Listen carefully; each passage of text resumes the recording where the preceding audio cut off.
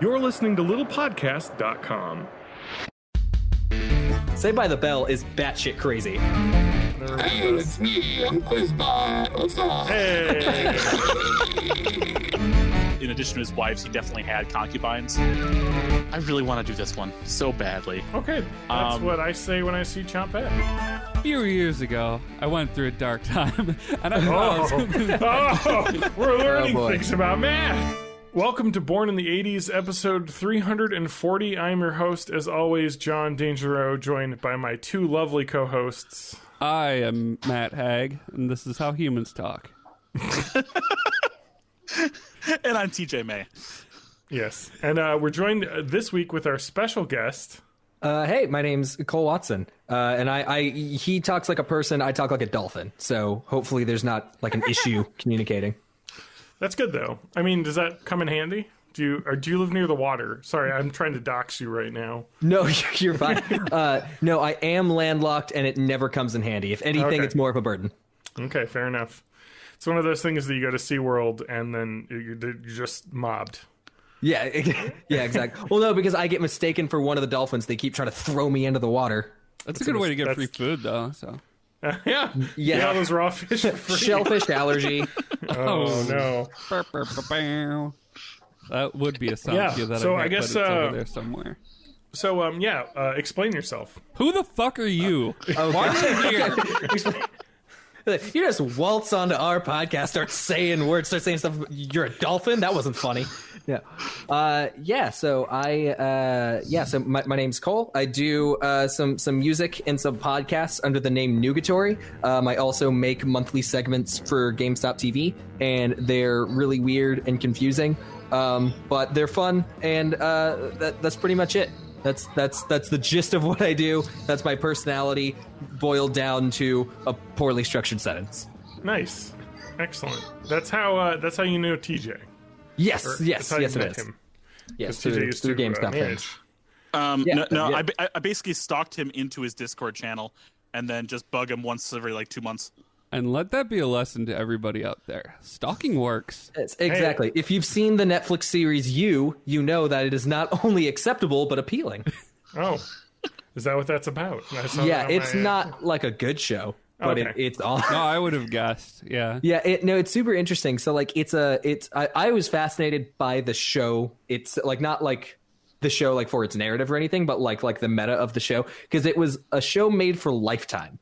And then it got put on Netflix for like streaming and international distribution. So it's called a Netflix original, but then Lifetime passed on it for a second season. So then its second season is getting picked up by Netflix everywhere, including the US. But it's really strange because it's a pretty adult show. Like it's very like there's a lot of nudity, and like there's some violent moments as well. So I'm like really shocked that it was on Lifetime, but it also makes sense that Lifetime didn't want a second season. Because I'm sure, because when I think of Lifetime's audience, it's my mom. My mom's watching Lifetime and no one else. But if I've learned anything from podcasts recently, it's that they all love murder, too.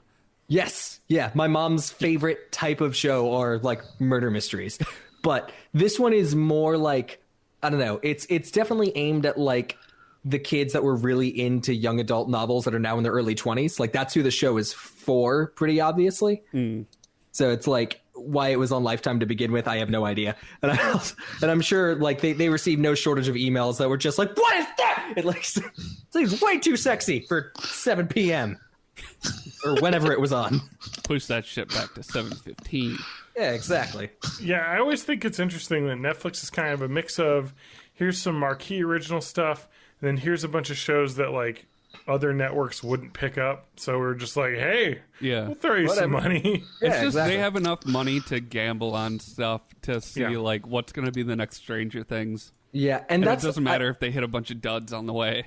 And I think it kind of sucks because like that's kind of their bane is like they have something as massive as Stranger Things that they're so compelled to compare everything to that monumental level of success. Like they recently canceled the Joel McHale show and The Break with Michelle Wolf, which both of those shows were terrific. And I love the Joel McHale show. Yeah, no, they were Every great. episode. Yeah, it was awesome. They made like, fun of how many shows were on Netflix. Yeah, on that exactly. show. No, like everyone gets a show. Yeah, and like that was the weirdest thing too, was that it reviewed really well. Like tons of people really liked it. But I for whatever reason, they're like, we're just going to scrap this, even though I can't imagine it was expensive to produce because it was like filmed a talk show. like it was a green screen, and then the audience was other Netflix employees. Yeah. So like they were just on the clock. But So who knows? it's whatever. Who We'll knows? we'll all drown in media, and then sooner or later the sun's going to explode, and none of this is going to matter anyways. Yeah, I mean, I think It's nice Netflix of you is- to think that we'll make it to the sun exploding. Yeah, we know we probably. It's definitely going to be like apocalyptic storms in the next 11 years. Yeah. But The Netflix is basically building an algorithm based on all of our viewing habits to create the perfect content. So I think they're just calibrating to get to their. And I think it's a waste of time because we already have Cheers. exactly. True. Oh man. Why would you watch any other show? Matt, is that? Do you actually like watch a lot of Cheers? I just. It was just the funniest TV show I could think of right now. Got it. I'm just And wondering funny in because name, not funny in content. I've wanted to watch Cheers. I've seen an episode here or there, but I haven't. Like I started watching old. I like to watch sitcoms, so I've watched a lot of old sitcoms. It's and I watched because like all it's of- nice when they tell you where to laugh. Exactly. I don't got to do too much thinking. There's good ones. Like Frasier's really good, even though it's got laugh tracks and stuff. You know, Yeah. like Seinfeld's got a laugh track. You know, for sure. like there's great shows with laugh tracks. I watched was it Family Ties? That was because of Ready Player One, though. I watched that. I don't remember They Family reference it Ties there. I being think in they- Ready Player One. Well, it was in the book, but I remember I was like, oh yeah, I should watch more because I liked a bunch of other '80s sitcoms that I had watched, and I was like, I never saw that one, and I watched all of it because why? Now I get Family Guy references. Yep. That's where all of them are from. I know. I'm like, okay, I get that joke. Yeah, I do definitely like get where you're coming from with that though. Like I think there's just too much content. Like there's just too much media. yeah. So like I have such a problem watching newer shows, even ones that I really love. Except for I spent all day today watching Atlanta season 2, which I can't rave about that show enough. Atlanta is amazing. But other than that, I'm normally just watching old shows because there's no pressure. Like I know I can just watch any amount of it at once. And then it's like, oh, it's fine. Like no one's talking about it. No one's going to yell at me if I haven't seen all of Saved by the Bell. But I've been working my way through it, and it's great. Which, by the way, Saved by the Bell is batshit crazy. I don't know. Yeah, it is. It totally informs, like, kids that grew up on that show are fucking psychos. And I understand it now because it's like, oh, okay, that's why my brother's like that. All right, I got it. the strange principle that follows them from school to school across their lives. Yeah, well, and like, so, okay, my introduction to it was, I'm sure you guys know Zach Morris's Trash on YouTube. Yeah. So that was like, a friend of mine showed that to me, and then I was like, okay, this is very funny. I need to watch Saved by the Bell if it's actually as crazy as he's making it seem. And I watched through the entire first season. I'm like, yeah, all of that was exactly as crazy as they made it seem. Yeah. Like, oh my God, like, ugh, I can't with that show. It's a great too show. much. It's No, so I genuinely 90s. love it, but like it's incredibly 90s. Like that's why I like it. Is that it? One, it's this perfect 90s time capsule, and also it's just insane. Like Yeah. it definitely gets like pretty sexist, like pretty overtly sexist a lot, but it's still really I don't know. you know. There's a chart. It's like watching an old person be like mildly racist. It's just like, oh, but it's like kind of cute. They're It's product cute. of their time. I think it's really interesting to think about it that way. You just totally like invoked within me like this is kind of because I'm 33 now, and I'm like it's kind of the point where it's like I feel like it when I said the first thing I wanted to say was the late 80s early 90s that was a different time though. Yeah. But I realized generations. I know that's Women what weren't people back always then. say. We used And to that's like- own human beings. It was a different time. and then I was just like that's gonna be us someday though, Yeah. guys. Like But it's going to be different everyone. now because, like, normally you would have sort of your own media bubble that would isolate you. That's but now, true. because of the internet, that's like all bleeding into each other. Yeah. Like I I don't keep know up what with we're going to be trends. like when we're old and terrible. Yeah, like I know the flossing, I know the Fortnites, I know Yeah. all the trends. Will Smith told us all about the Fortnites. And Yeah, K-pop, yeah, I know it all. It's allegedly going to take over. I don't know when, but it's the year of K-pop and Fortnite. and Luigi. Again, It's never Apparently. not the year of Luigi, at least in my heart. yeah, Luigi's the best, bro. I agree. I still don't have him in Smash Brothers. When do you unlock Luigi? I need my Luigi. Just keep working. They just unlock in all modes. Was there even like a certain order, like, or is it just like we think you want this one? Sure, whatever. I feel like it has to be random. If I were to describe it, it would sound like I'm describing the plot to Kingdom Hearts. So I'll just stop right now. So there is method to that madness. It's complicated. Yes. Oh my God. Because there's one of 3 ways to unlock every character. Oh. There's. if you want to describe it, I could put some snazzy music under it. Can you give me the 30-second description of this? Yes. Maybe a minute. 30 seconds to a minute. There's the classic mode unlock, which means once you finish a classic mode, it's there's like 8 different lines of players. So like if you beat this person, you unlock this person. If you beat it with that person, you unlock the next one, etc. And you can go through each of those 8 different lists. Okay. There is the World of Light unlock, which is just as you find them. Yeah. As you find them, you get them in the other modes. And then just by playing a certain amount, it's based off of the amount of distance you've ran. And then every 30 minutes of gameplay, when you get out of a mode, it'll have a challenger approaching. Okay. Yeah. That's the one I've been hitting a lot, because I'll like end up being like, all right, I'm done for a while. And I hit back a couple times, and then it's like challenger approaching, and I get my done with ass World of Light, and handed then to a me guy comes out of him. by some character from Earthbound, Lucas. I just get annihilated. Lucas, little blonde bastard. Lucas dominates in World of Light. I love him, even though I'm a NES player. NES player, eh? I love NES. I don't know. I'm not. Back when I played Smash, I played Jigglypuff because I was a troll. So I like to just auto get people to 30 or whatever, and then just hit them with the sleep attack. Yeah, but that's what I like to do. But I don't know. I don't have a real. I hear that the TJ the meta right now is that the big boys are ruling the club in Smash. Yeah, your Ridleys and your K Rules right now. Yeah, I want to get K Rool unlocked because he looks fun to play. Yeah, I can use his belly to bounce things. I now have everyone unlocked, but I really haven't played with everyone yet. I'll do that as I play through the classic modes, because classic mode fucking awesome. Because every individual character's classic mode is kind of an homage to either their history or where they play inside the Smash Brothers universe. Like you play as Dark Samus, you're going to fight against every enemy that's kind of a dark enemy. You play as Richter Belmont, you're going to fight against Echo Fighters. And there's just a whole bunch of things like that. Yeah, I know when you go through with Bayonetta, like I know you end facing Palutena because you're like a witch, and so you're fighting the holy person. Oh, yeah, Witch versus Angel. Yep. Yeah, so, it's been fun kind of jumping back into that. I had a gift card, so I was like, you know what, I should probably pick up Smash because I want to get that Piranha Plant. Before, I got to redeem that, Yeah, I got that code in the email the other day. I got it digital, so it'll just come to me. Yeah, I got the little card. Yeah. So that's our Nintendo Super Smash Brothers hour. Matt, what are you doing, Matt? Matt, what do you got in the Google Doc here for us to talk about? I played a video game today called Hotline Miami, and it's a new game. I don't know if anybody's heard of it. No, I've heard of Hotline Miami. I've never played it. It's pretty good. So a while ago I talked about. Well, a while ago I talked about Serial Cleaner, and it turns out everything I like about Serial Cleaner was ripped off from Hotline Miami. It's just like top-down puzzle, basically, where you have to... It's like a stealth puzzle game where you have to murder people without getting caught and then get out. And that's basically it. And it has really rad music. Your experience was kind of like good music. Your experience was kind of like watching Altered Carbon and then finding out about Blade Runner. Yeah. Yes. There you go.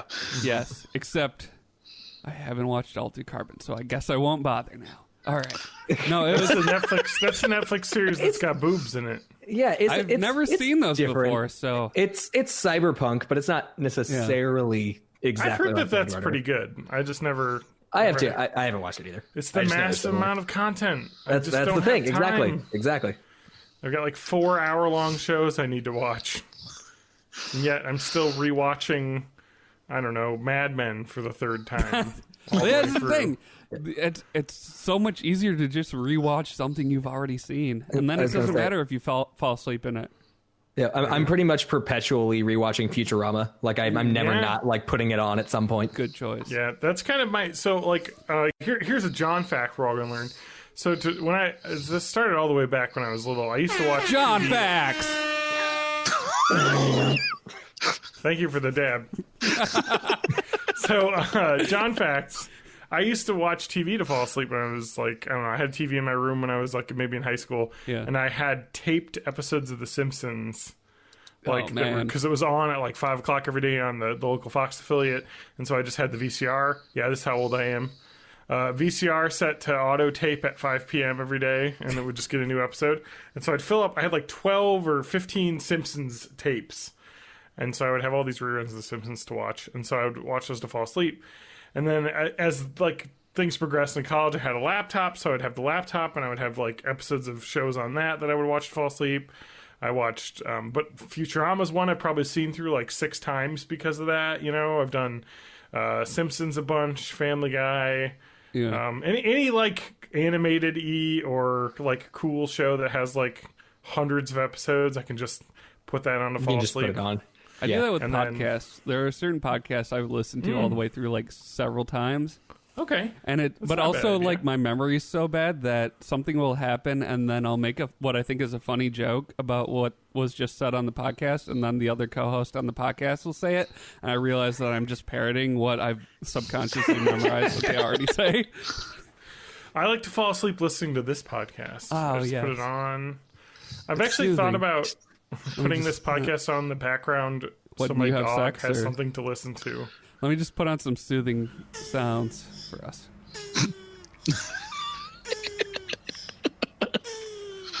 Thank you. That's was that the Mitch McConnell sex alarm? Oh man. Sorry.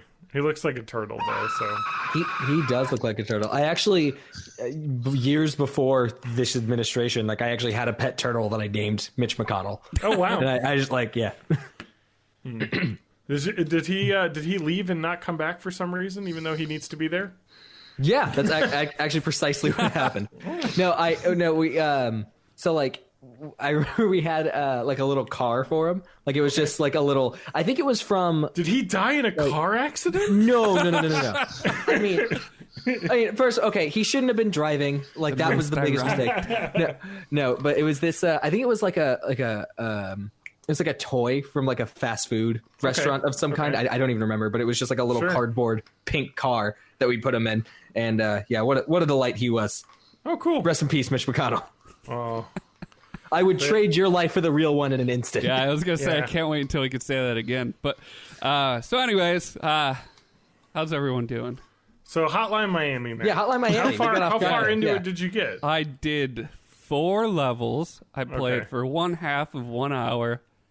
And it so it's got this really rad like synth soundtrack.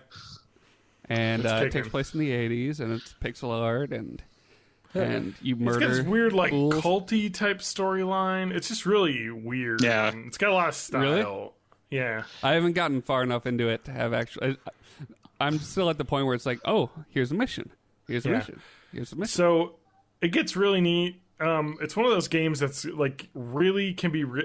I like it because it's one of those games that can be really difficult, but also it doesn't feel like you're punished. Yeah, it doesn't by punish the you for difficulty. just like smashing your head against the wall several times until you solve the level. Exactly. So you end up like making a mistake, and you're like, "Fuck!" But you respawn like instantly. You're like, "All right, let's try that again." Like I shouldn't have opened that door, and like. And then sometimes you'll get so frustrated that you'll just run through the whole level and just be like, fuck it, and then make it. And you're like, oh. Yeah. All right. Like, it seemed like it was almost worked. kind of like a super hot vibe. Yeah. Where you're like, eventually you have the layout memorized. You're just like, I do this, I do this, I do this, I do this, and everyone's dead. Okay, cool. Next level. Yep.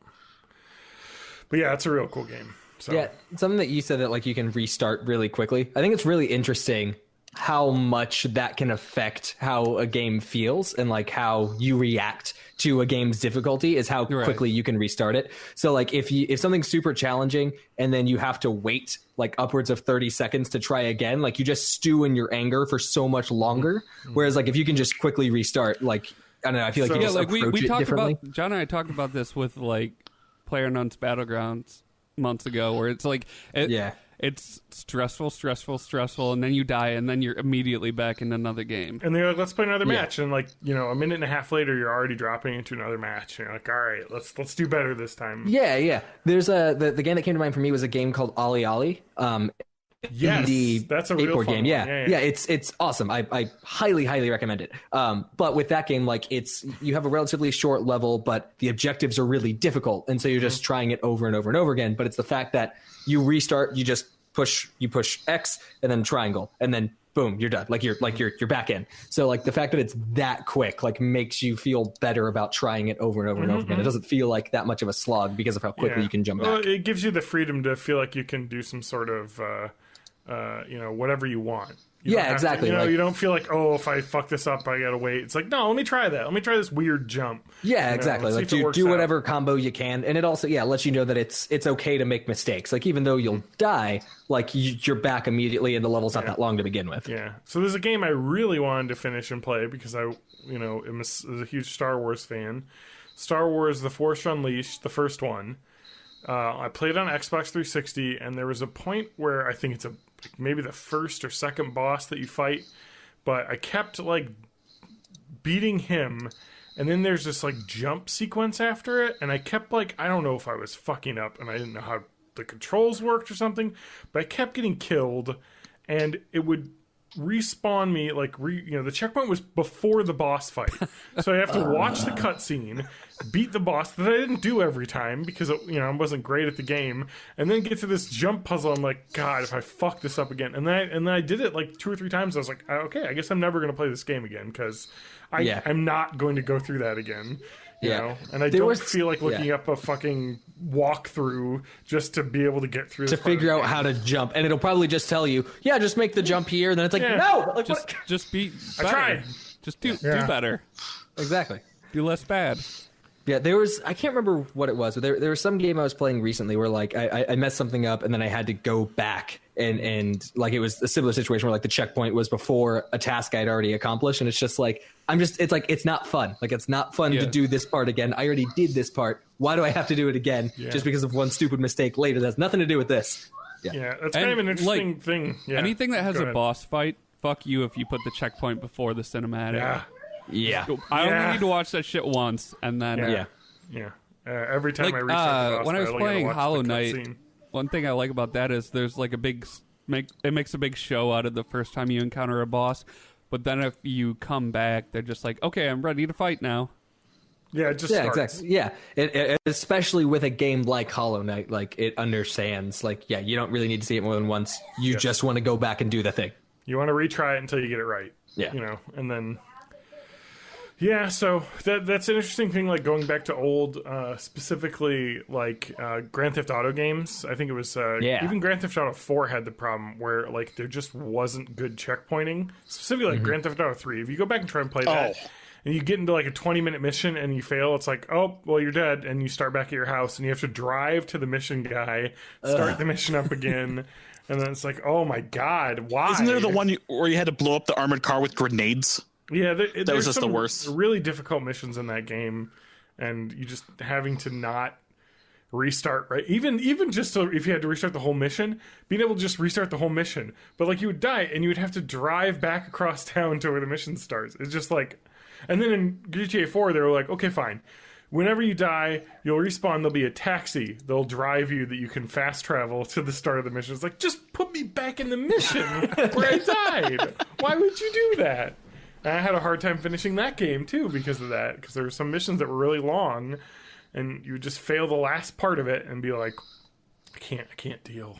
Yeah, for sure. So. And I think it's especially more of a thing now because like like we were saying earlier, there's just so much media, and that's definitely the same with video games. Like there's so many video games, like you really have to feel like a big part of the enjoyment of a video game now is how much you feel like your time is respected. Yeah, right. So like if in a situation like that where it's like I just have to do all this over again, it's just like this is not respecting my time. It's like I could be using this to make much more progress in something else, or I don't know, engaging in the business of my life, like practicing proper hygiene or whatever. I don't like that game, but also like so many of the games I get now are free, like through the Epic launcher, through the Twitch launcher. It's just like I have literally no investment in this game right now. So the first sign of anything boring, I'm gone. It's like nope, see ya.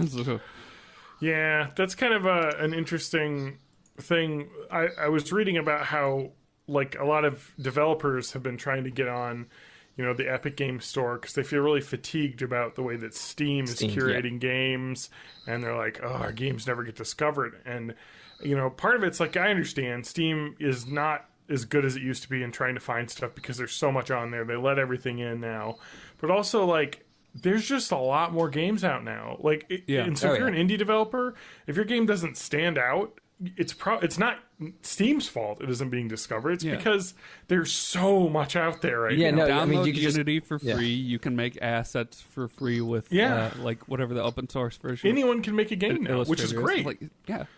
But it also means the competition's gotten a lot harder. I was going to say it's much the video game industry, specifically on the indie side, is very much becoming akin to the music industry. Yeah, like how you could be making the best, most interesting music in the world, and there's just it's not your fault. It's not really anybody's fault. It's just there's so much. Like it's just one click away, but you're in a sea of other artists. Like it's just so hard to make yourself. Yeah, I mean, you could make the best, awesome, fun game, and no one ever finds it, and then PewDiePie plays it on his channel, and then bam, you've sold 100 copies because just randomly he was like, "This game looks weird. Let me try it." And then it's like, but then you have people trying to game that by making intentionally weird stuff. Yes, and so much of it just falls flat. I know. Yeah, so it's a different environment out there. So, good and bad. Yeah, and then there are games that just exist purely to be memes. Like what was the one?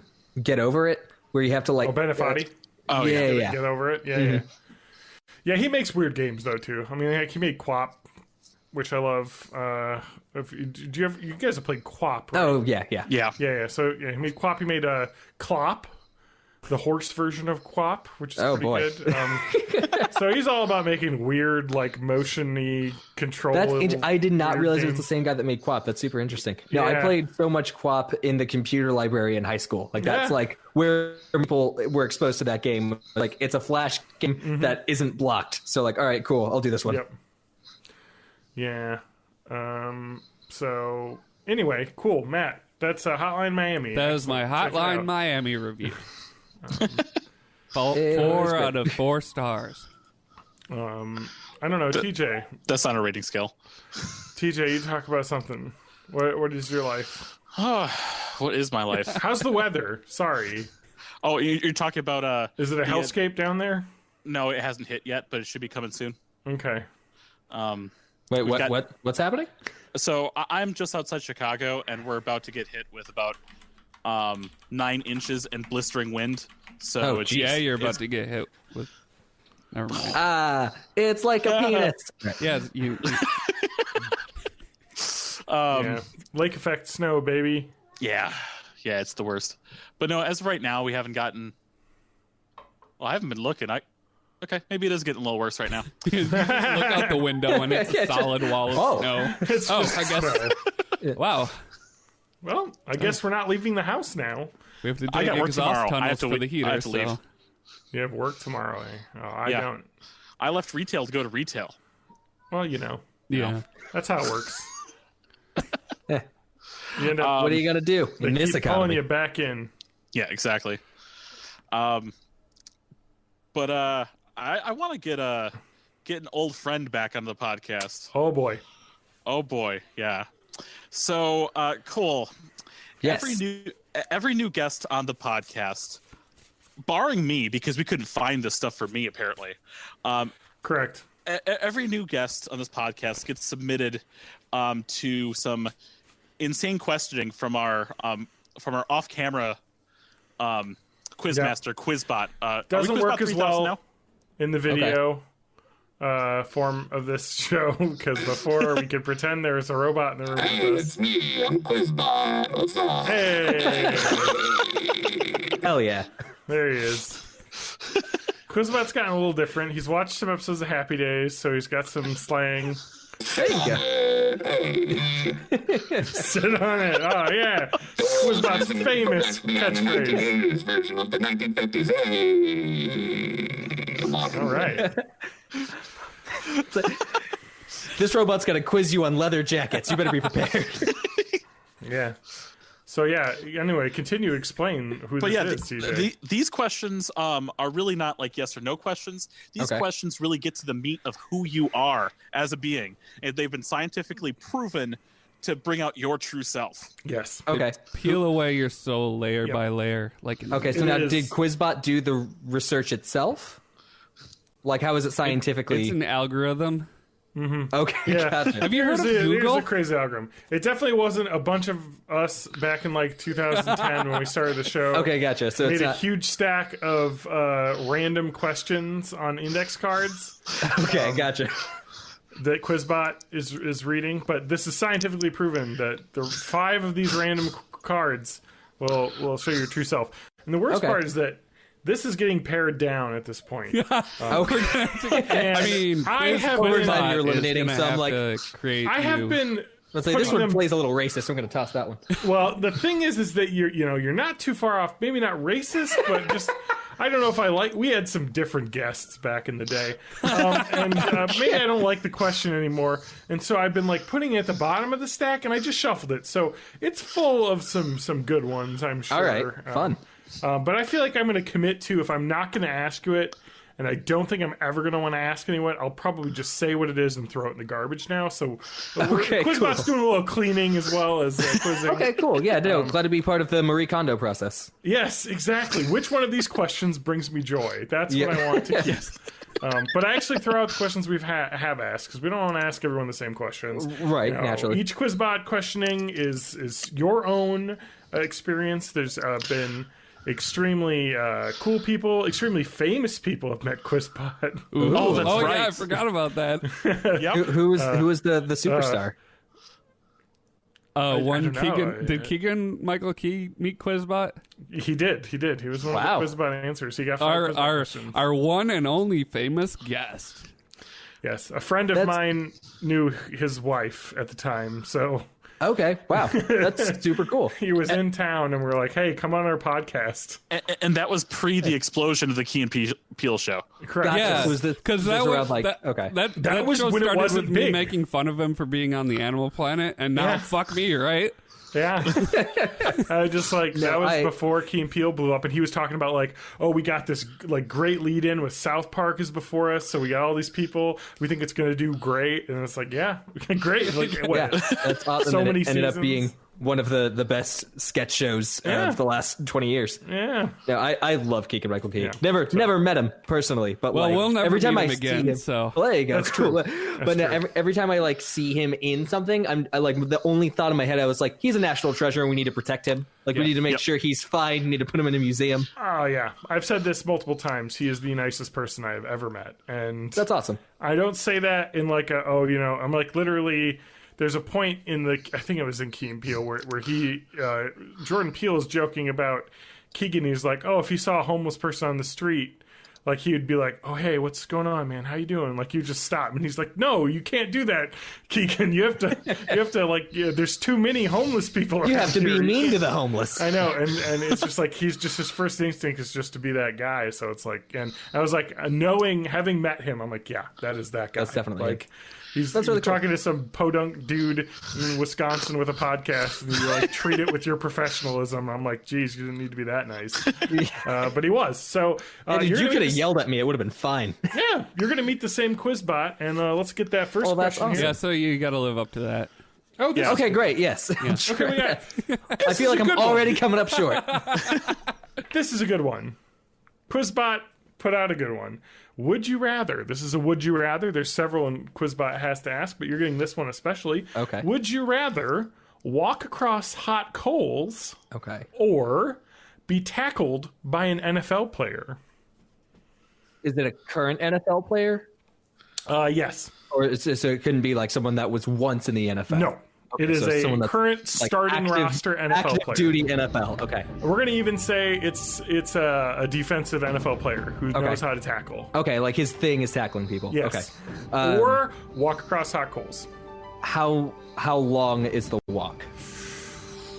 Let's say what's a good amount? That's not too bad. 10 paces? 10 feet, yeah, 10 paces. It will 10 take paces? you 10 steps. You're gonna have to step each foot, 5 times maybe. Okay. 1, 2, 3, 4, 5, 6, 7, 8, 9, 10. Yeah. Yeah. That's pretty hot. So if I'm tackled by the NFL player, am I also wearing protective equipment, or am I just walking down the street and some guy's like, you, or like what's the thing? I like the idea. Okay. Or do I accidentally wander onto the field at some point? This is like, I thought this was the bathroom. I'm sorry. Well, what happens is you dress yourself up like one of those big foam tackling dummy guys, and you're just like wandering onto the field, and they got you mistaken. Okay, no, just like that one moves. Here, let me just lean up against this metal framing. Well, that's fair. And so the only thing with that one is that, okay, so if I'm dressed like one of the dummies and they tackle me, I'm going to assume because they think it's haunted, and so they're going to tackle really hard. Really because hard. They're trying to, they want to prove they can kill death. And that's kind of like the ultimate goal, I assume. Especially with all those concussions. Exactly. They don't know what's going on either. But so there's that. But walking across hot coals, while maybe overall it wouldn't be as bad, there might be more well, I'm trying to figure out like what's going to have the most long-term damage. I would probably go for the it is just a single tackle though. I was going to say that's the single thing. tackle. And here's the thing. I want to point this out, is that the hot coals thing is like you're given the hot coals, but nobody tells you how to do it correctly. So you can kind of go off of what you think you've seen people doing or whatever. That is what I think I've seen is the exact perfect phrasing, because like I'm sure I've seen it at some point or another, but like I'm not going on YouTube like how would I do this? Like if I ever encountered it. You could do that too. I could do some research ahead of time. But you're not going to have a guy being like, okay, this is how you hold your feet. Yeah, I'm not going to have an instructor. It's just you can look up some random YouTubers like, hey, this is Sweet Boy 69. This is my hot coals tutorial video. No, before I get into the tutorial, a lot of you have been saying that I haven't been uploading quite as regularly as so I'm real sorry about that, but I'm going to just feel really burn out. I'm about to say, most of the flesh is singed off my feet. I have to wait for it to heal. It's a process. True. But make sure you guys, I want to thank Blue Apron for sponsoring today's video. Yes. It's time for a break. Domain.com for... I want to call out Sweet Feet 24. He was saying I was using pads on my feet. I assure you that is a lie. This is fully real. And also to Sweet Feet 24, I'm going to go ahead and stop you ahead of time. I know you're going to ask. I'm not going to send pictures. Okay, I think I'm going to... Yeah, I think I'm going to say I'm going to go for the tackle because I think it's a more interesting story. That's true. Like walking across hot coals, it's just like, oh, okay, so like you're a Buddhist. Whereas like if say I get tackled by an NFL player, it's just like, oh, why? What happened there? Was it interesting? It's like, it sure was. I like and this fractured tibia was worth it. Anytime they're on TV, you can be like, I've been tackled by that man, that big strong man. I would like to point out that you had mentioned something earlier that was fascinating to me. I like the idea of the ability for someone to, like, let's say, you have a nemesis or something. You could hire an NFL player to tackle them at any point, just out in the street. You know what I mean? Like, you just be like, it's like putting out a hit on someone, but I was gonna say them, it's like it's a literal hit. Like, but also you send them a calligraphy letter that explains the situation, so they're always afraid that it's gonna correct.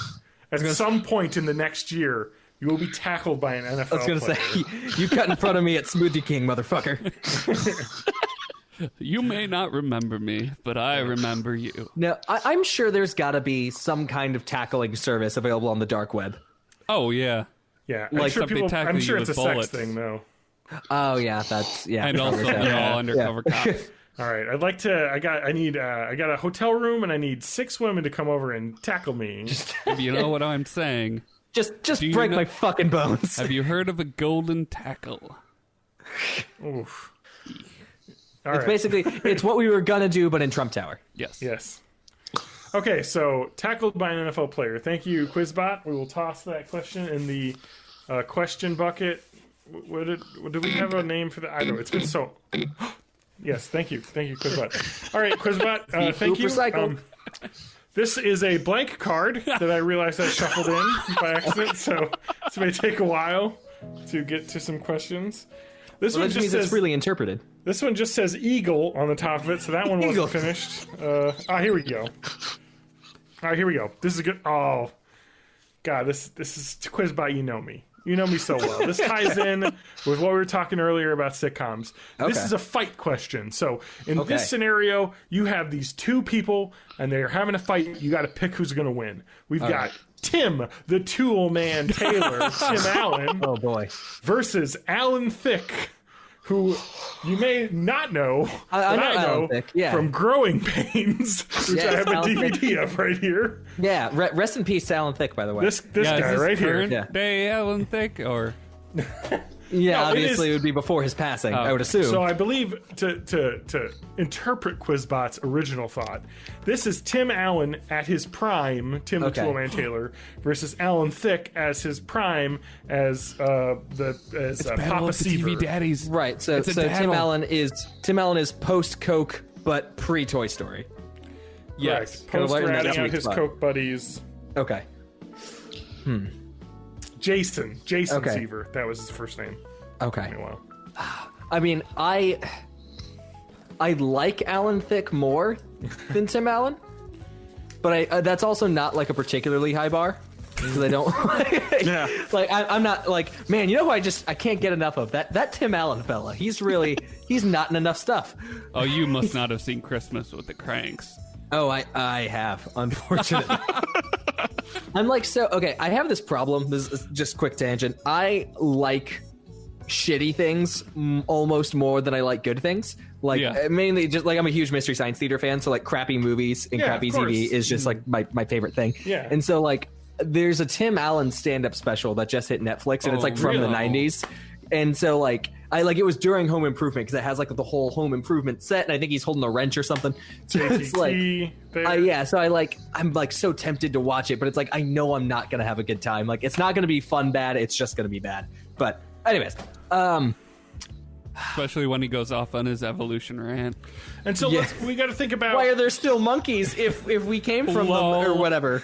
So you got to think about Tim the Toolman Taylor, Tim Allen. He's a blue collar guy. Let's say he's probably got like a hammer and stuff. What was Alan Thicke on that? Jason Seaver was a psychiatrist. So I don't know if he's going to bring a lot of good tools. Maybe he could be a verbal he's going to have mind powers though. That's true. I mean, okay. I think if it is just these two people are fighting each other, and I'm in some sort of like celebrity dogfighting ring, you are the like Caesar. You get that thumbs up, thumbs down when Alan Thicke has his head in a vice. You know, you can choose if he live or dies. So gotcha. Who's going? Who's going to win? Oh man, I guess it would be Tim Allen, just because I think he's crazy enough. Like I think he has that like. In the back of his neck, like in the Coke. Yeah, exactly. If he grows that mustache back out, like all bets are off. He's a drug dealer. You know, he shows up to the fight. You're like, okay, Alan Thicke, you're my boy. I'm really hoping. And then he shows up and he's got that mustache, and you're like, oh, it's like, shit. Alan, you might want to sit this one out. Let's send in Robin. Yeah, right. You're Robin. Oh yeah. He's like, oh man, if I had I need to get an Alan Thicke impression as what. Hey, no one it's ever, me, Alan Thicke. I'm Alan Thicke. Is what no one said ever. How's it going? I'm Alan Thicke. That's just a me thing. Thank you, Quizbot, for that question. It has been thrown in the quiz garbage. Quizbot, what do you have to say? I said you're welcome. Oh, okay, thank you. No beeps or boops. No, okay. All right, well, let's move on. Let's say Quizbot is checked out today. Like he knows he has to be here, but like other than that. Okay, I've got one that I was literally pulling up, and I was like, I'm going to throw this away. Okay. And then I actually wasn't going to throw it away because I was already putting it on the bottom of the pile, but I was like, against my better judgment, we're not. I feel like somehow I don't know, maybe you guys aren't like this way, but I feel like the Bang, Marry, Kill is a little gauche. I feel like it's a little, maybe a little too blue. Well, Sci-Fi Fangirl still does that right now. I really? mean, they call it Frack, Marry, Kill. That's but so much worse. That makes me want to gouge my ears out when I hear someone say that. So let's just say Bang, Marry, Kill. We're not going to answer this question, but I want everyone to know what we wrote. Bang, Marry, Kill. This is Buffy the Vampire Slayer edition. Okay. I wish we would have included some of the male characters on this, but somebody back when they were in it was the a early different 20s time, John. decided not to. I was much hornier then. Yes. So we have Sarah Michelle Gellar, obviously. Charisma Carpenter, who I warmed to throughout the show, and Allison Hannigan. Basically the three main female characters. I feel like Spike should have been on this list at some point, or Alex, or Boreanaz. What's his name? Boreanaz? David Boreanaz, Angel. But we'll toss that one. You don't have to answer that. That's fair, because I never watched Buffy, so I don't really have. I mean, I either. know who those people are, but Isn't he the voice of Leon, but Squall in Kingdom Hearts? It very well could be. So. Wow. Yeah. TJ with the Kingdom Hearts facts. All right. Yeah. So we've done 2 real questions. Here's the Kingdom Hearts facts. Quizbot knows you. I'm just saying this. I'm picking these randomly, or Quizbot's algorithm's getting these out. You mentioned you like to watch terrible things. This question is, what is the worst movie you have ever seen? Oh, I've got this one locked and fucking loaded. And then I forgot about this too. Quizbot was also meant to be the hosts also answer as well. So I think we've discussed a little bit, but we can give our answers for this one as well. So keep it in your mind while he's answering. But worst movie you've ever seen, go. Okay, my least favorite movie of all time is Suicide Squad. And here's the reason why. It's great pick.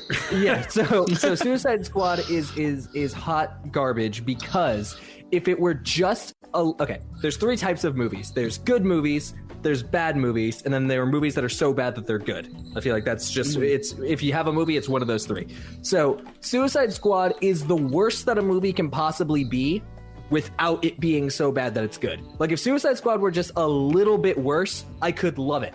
But it's not. It's just the exact right amount of bad where it's unenjoyable, and like I just get furious when I watch it because I want to get that ironic enjoyment out of it, but it's just not there. Like it's just bad and it's maddening. So like I hate it because I wish it were worse. What are we? Some kind of Suicide Squad? Get it? Because that is the name of the movie. Nice. I want to mention mine. Thank you, though, for that. That's an excellent answer. I only want to bring in mine because of a connection that mine has with that. So this is not the movie, but I'm going to mention the movie. There's a Japanese 2012 like kind of satire drama thriller called Suicide Club. That Shion Sono directed.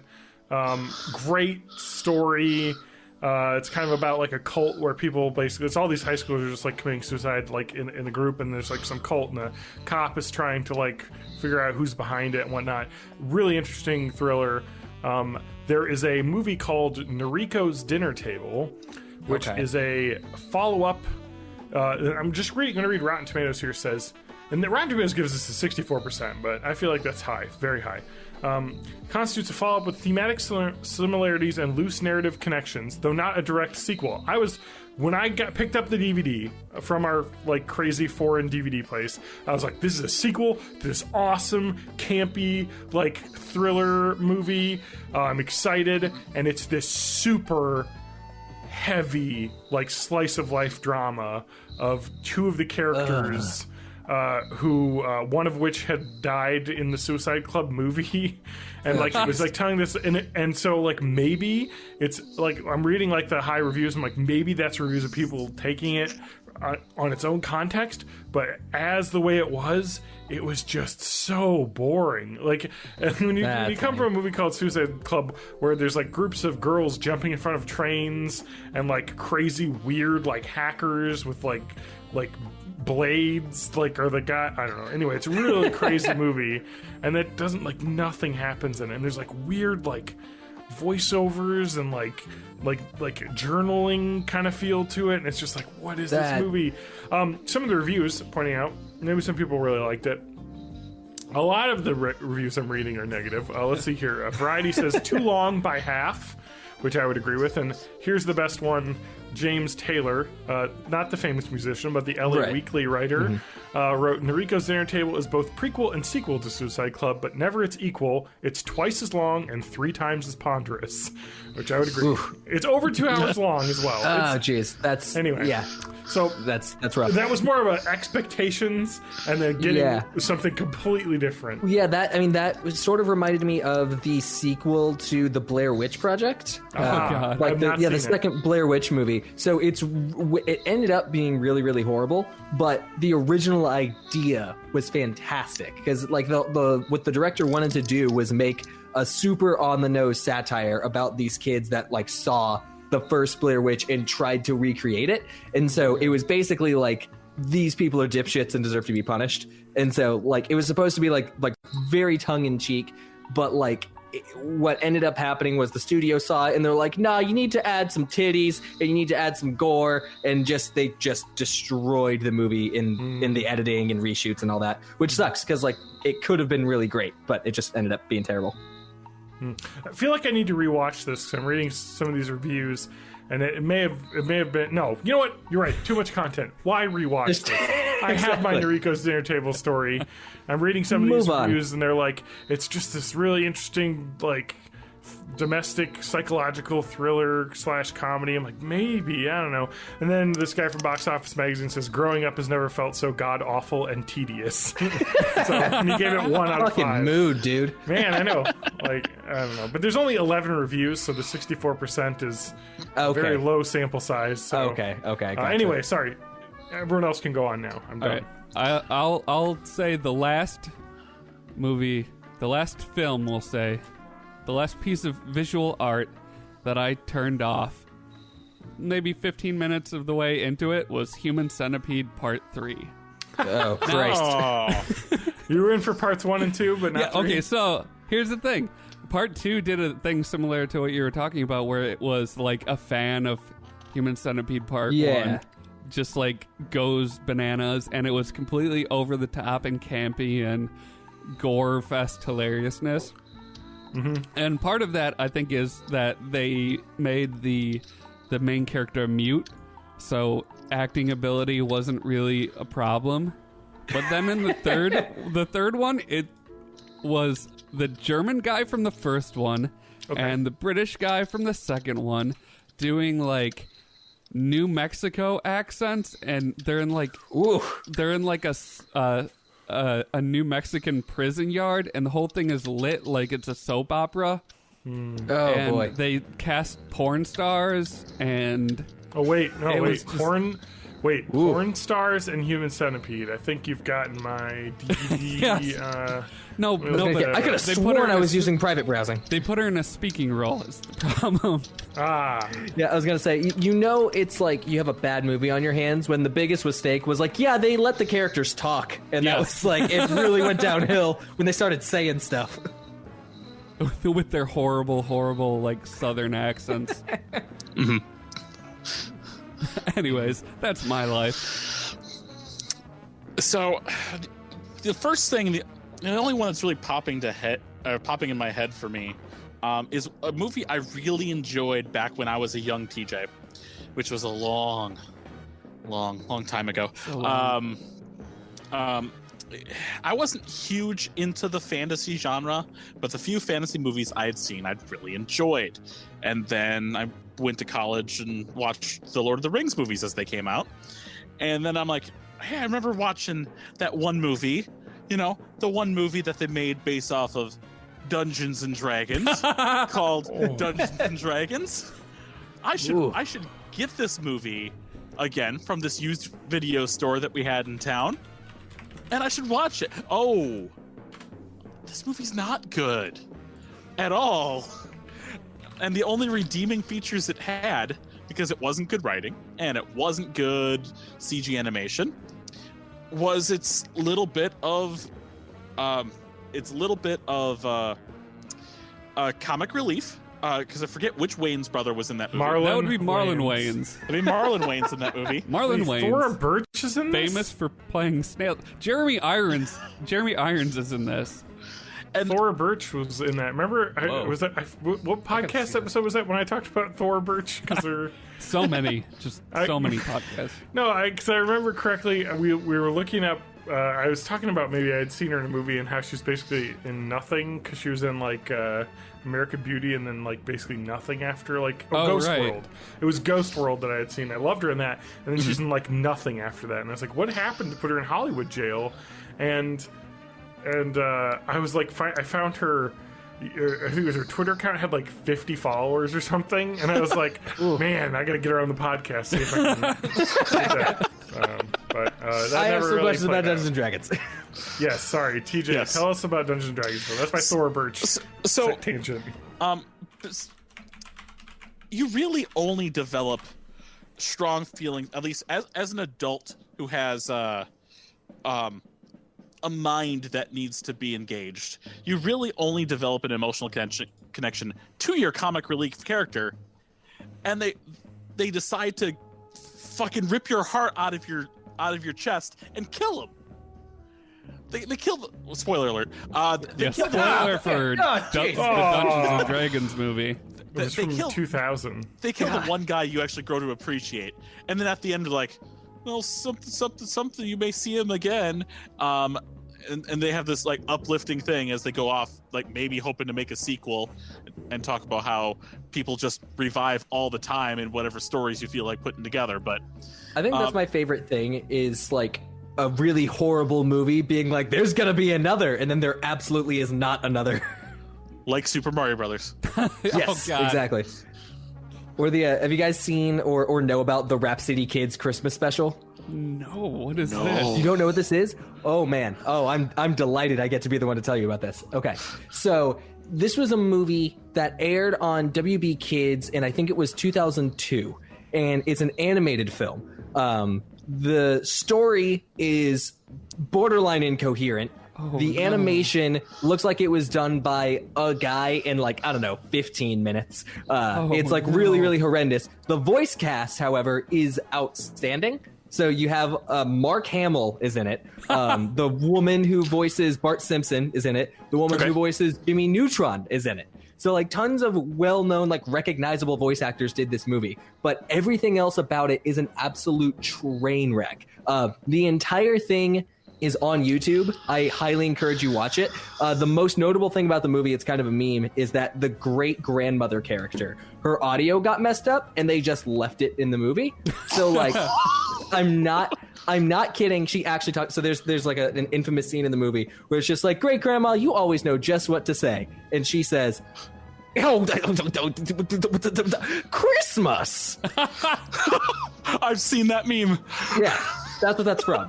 It's the Rapsittee Kids Christmas special. But like at the end, it's just like, hey, don't worry, we're going to come back for an Easter special. And then there never was one because it was a fucking train wreck. So it aired once on television, and I can't stop thinking about it because when you see it, like if you want to pull it up on YouTube just to like see the thumbnail of what it looks like. I'm just looking at the official thumbnail image, and it has text that was drawn on an MS Paint. Yeah, no, it literally has like MS Paint backgrounds. Like it's that bad. So heinous. Yes. So this aired on actual television. So can you imagine? Just it's 2002. You're watching TV. You see a normal thing, whatever the fuck that is, and then another normal thing right after it. Like it's this is what TV's like. And then you hear at the end like we're gonna come back at Easter for another movie. And that's gonna be the back of your head for months. Like that's all you're going to be thinking about. The whole time you're just thinking, did I hallucinate that, or did that really happen? Exactly. Like it's just like there's no way that's going to come back, right? It's not going to come back. It's not going to come back. But then you turn on the TV on Easter and it's like, all right, here we go. What's happening? It's 2003. What's going on now? It is kind of crazy. I'm just looking at some of the actors in this, but like some of them aren't, as names outside of that. But like I guess you were mentioning, I don't think she did Jimmy Neutron, maybe, but Jodie Benson was one of the main characters. Maybe so. Okay. Nancy she Cartwright was listed. the voice of the Little Mermaid Ariel in 1989. Like we're talking like yeah, that's right. That's right. Big hitting Disney voice actors. Yeah, here. She's especially in all the like Toy Story movies like late now. 2000s. Yeah. or early 2000s rather. This reminds me of what's that movie we talked about forever ago that was like a horribly animated cereal mascot thing? Remember that? Food Fight. Food Fight. Correct. That has who's the main character in that? He's the tiger blood guy. What's his name? Is he still alive? Oh, Charlie Sheen. Charlie Sheen. Yeah, he was the main character, I think, in that. Okay. Doing the main voice, but it was like just like a. Oh, food wait, fight. wait. I know what you're talking about. That's the one with all the product. I remember that. Yeah. It was I remember Charlie seeing the that. Tuna movie, basically. Yeah, it's real bad. Oh my god. Yeah, but like, so someone asked Mark Hamill about the Rapsittee Kids movie, like a couple years ago. Someone tweeted him and was just like, "Hey, yo, what the fuck happened here? Like, what went down? Like, what were the contracts? Like, why were you in this?" And his response was, "Sometimes," he's like, "So throughout my life, I've done so many projects that some of them, while I am certain that I was in them, I have no recollection of making it whatsoever." This is one of those times. Like, he just doesn't remember it. So that tells me it was so traumatic that he repressed it. Like, he just buried that shit way down. I mean, I guess the interesting thing is that with, like, voice acting and whatnot, they're just like, hey, we got a role for you. They're going to pay you this. And you do it. And then they're like, maybe it'll get made. Maybe it won't, whatever. They must have had a budget to get these people. Yeah, for sure. No, I think all of the budget just went towards getting the voice. Exactly. Because clearly it wasn't spent anywhere else. Oh, that's great. Oh, thank you for dropping the Rapsittee. No, yeah. I got to get my notes here. So You're going to have to write this down for next year's Christmas is Terrible. Yeah, no, honestly, take 45 minutes out of your day and watch it. Like, it's time you won't get back, but it is... You know, we all have a finite amount of time on this spinning marble, and I think you might as well fill it with schlock. Yes. Yeah. The Grandma's audio issue is basically what John has to deal with the podcast every week with me being on it. Okay.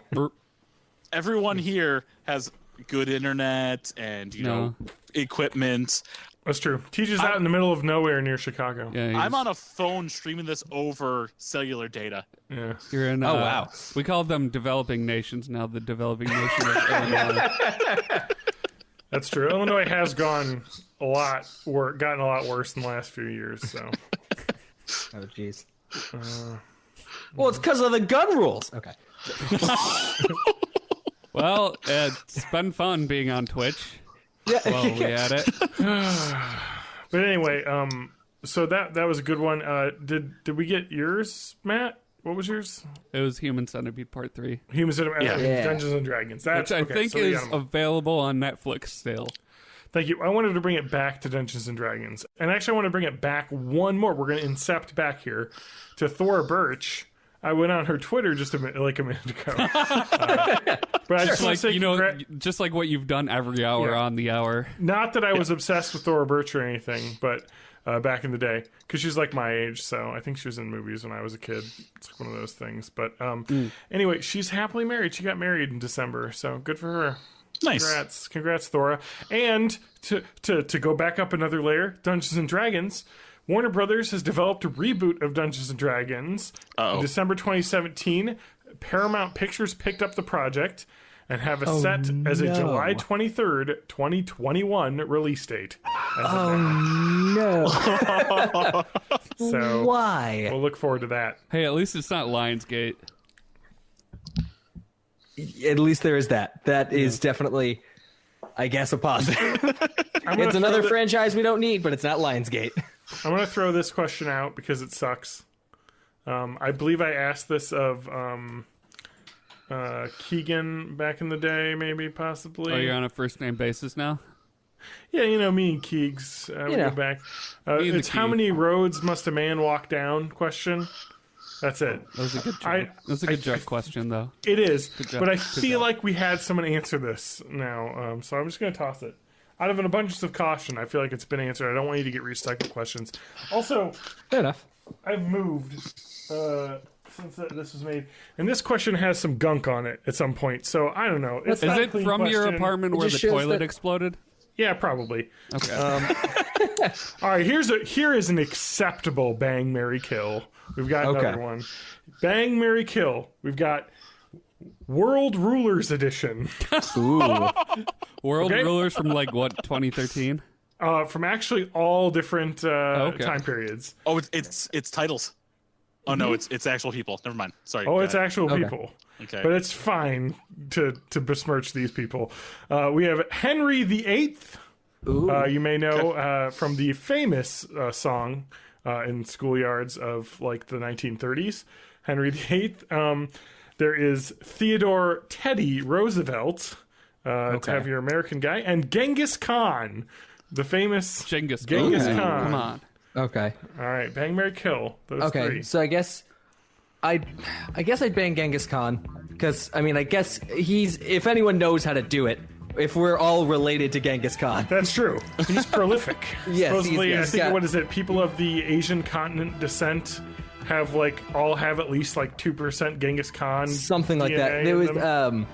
there's in Patton Oswalt's newest stand-up special, he talks about doing 23andMe, and then he just sees Asia, and he's just like, hey, what's, and the guy interrupts, he's like, Genghis Khan. Most people are related. It's Genghis Khan. Most people are related to Genghis Khan. Yeah, if you got relatives from that era, he's Genghis Khan. Yeah.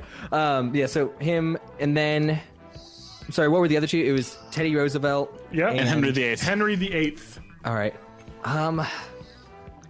I guess I'd marry Teddy Roosevelt because I'm sure he got unlimited free teddy bears, so I could have a very cozy house. That's true. I could just have all of them. He's a very good provider.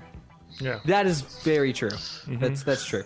Hey, he helped found the national park system, so that he did. He's all about going into nature. He's also and then murdering things. Well, yeah. He loves animals and murdering them. Looks a bit like Robin Williams, so and I guess that would leave. If you're into that, Yeah, sure, yeah. And then so I guess I would leave killing Henry VIII, which I guess is probably a good thing. Yeah, that's a preemptive strike, really. Yeah. Survival mechanic. Exactly. Okay, I feel like I was gonna say it's probably gonna be the same for me. Obviously, you can't marry Genghis Khan because I feel like there's probably going to be just... He's not going to settle down. Exactly. There's a language barrier as well, and he's always going to be off. Look, I love you, babe, but I got some conquering to do, and come on. So he's just not going to be around. So I'm going to say let's kill Genghis Khan. Let's stop that bloodline. Okay. I'm going to say we'll bang Henry VIII. He had 16 wives or something? Something had to be going right in the bedroom department. That's true. So, whatever. But you don't want to tie yourself down to that guy because say goodbye to your head. And I guess marry Teddy Roosevelt because, America. Yeah, exactly. I gotta go with you stand. said America, so now I have to play the national anthem of America. Thank you. Hold on. All right, get everyone ready? I'm about to say, we have to... Just hold on. Just hands over our hearts. No one speak. Yep. Okay, there we go. Thank you. Wow, I'm glad you didn't play the whole thing while I was... I'm about to say, I really like the new abridged version of the anthem. This, sporting events are going by quicker. Yeah, you don't even have a chance to kneel. It's that quick. It's that. It's and we're back. Okay, cool. Yeah, they just play it before you get a chance to even realize. I like the idea of them playing the anthem just in the middle of the game while the players are on the field. All right, God damn it! You tricked us. You bastards. Yes. Anyway, anthem controversy. Let's talk about that. Let's change the subject. Hashtag take a knee. Hashtag anyone else want any bag, marry, kill takes? I agree with that. I'm going to change it. Answer. I'm going to change it. All right, TJ, I want to hear the explanation. I'm going to go ahead and bang Henry VIII because I'm sure... I'm sure he must know what he's doing because, in addition to his wives, he definitely had concubines. Yes. He definitely had people he was a doing ton on the of side. gout. Yeah, probably. So just the one-off. I think I'll be fine. I'm pretty big at wanting to change up history. Yeah. So let's just fuck this up and we'll kill Teddy Roosevelt. Okay. Yeah. Why not? Hey, daughter, you're on stream. They left. Yeah. Yes, the American national anthem. So that means I'm going to marry Genghis Khan mostly because I want his wealth. Oh, fair enough. I'm sure in the grand scheme of things, even though Henry VIII was a king, I'm sure as a conqueror, Genghis Khan had more wealth I could deal with. That's true. You got to be like, Genghis, cut me off a square of that conquered territory to call my own. That's all. Because you're not even going to notice. He's going to be off doing what he's got to do. Yeah. I will take care of the homestead and take some of those coin. And then he'll introduce you to that cool blind martial arts expert from the Marco Polo show. And oh, speaking of Netflix stuff that exists. Oh man, I forgot. That was like you know how like Steam has too many games now and Netflix has too much stuff. That was like the early Steam games that were popular just because they were one of the few things that were was on like there. 2.5 Stranger Things ago. I know. Yeah, because what was Marco Polo was like the third Netflix show or something like that. Like it was like in that initial like at least in the first 10. And so people are like, "Ooh, it's this new prestige Netflix show," and you're like, "It's not very good." But it's also on Netflix. It had Benedict Wong in it, so okay, sure, whoever that is. He's the sidekick on Doctor Strange. Oh, that guy! I like him. Oh, he was funny in that movie. He was in that Matt Damon Goes to Space movie. Well, Matt Damon went to space? Yeah. They made a documentary about it. It's called The Martian, John. Oh, okay. He went to space in 2 movies. Spoiler. Oh, yeah, because spoiler. Oh, yeah, I guess. He's a secret space. TJ's negotiating charging with his phone. No, I knocked the cover off this Super Mario chess a while ago. She's like, "Are you going to play with me?" I'm like, "Not right now." Not now. Not at the moment. This was what was this? 7,000 tickets over at GameWorks, which is like Chuck E. Cheese for adults. It's a Super Mario chess. Oh, nice. I like the chess Yeah. pieces there. Yeah, Luigi's a queen, as he should be. Yes. You're damn right he is. Yes. Yeah, he is. So, okay, we got one final Quizbot. They Sorry. didn't see clear enough to include Bowsette in that pack as the other queen. Well, Bowsette's not canon anymore. The Nintendo came out very It's still clearly real that to me, only, damn it. that only Toadette can transform with the crown. Nintendo's like, listen, yes, we're very horny, but we're not that horny. So Yes. like, settle down. Come on. Nintendo's like, look, we're not Blizzard here. We're not going to embrace you freaks. It's like, we have Bayonetta. We know a bunch of you are into the Squid Kids, which is weird, but I mean, what else do you want? I mean, Boozette was the one that really got my jimmies you and into your it. Boozette. I preferred Chompette, the chain chomp ball. Oh, yeah, Chain that Chompette was BDSM great. shit. That's fucked up. That's pretty much a dog. Yeah. So, I didn't really think it that through. oh, sure you didn't. Isn't So, Boozette just the boob ghost from Thousand Year Door? Almost, yeah. Yeah. I forget the name of that character. Except for a less thick with 2 C's. So, like, just 1 C then. Yeah, just 1 C. Just thick with 1 C.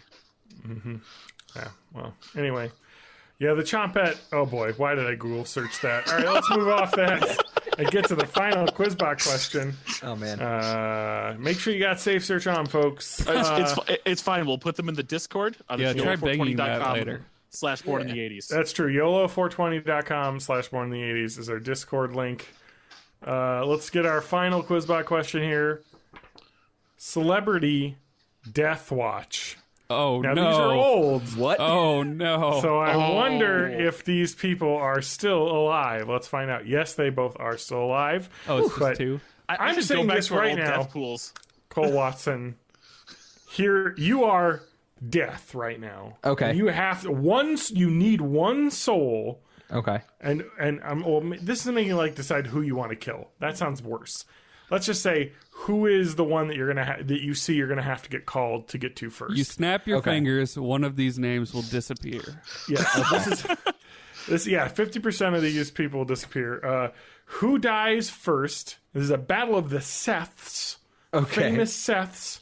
Seth Rogen or Seth Green. Ooh. Oh. Okay. Oh, man. I think Seth Green's older, but probably Green, only I by think- 5 years-ish. I think they're roughly the same age. Similar. Yeah. They might be don't the know. exact same age. I'm gonna look it up. I'll do research. Will you ponder? Okay, so,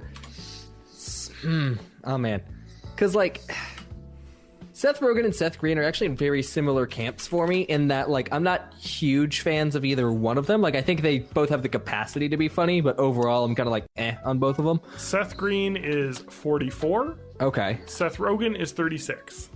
Okay, wow. So actually, larger difference than I thought. Yeah, it makes me feel bad that Seth Rogen is barely older than I am, and I have accomplished nothing. So, all right, continue.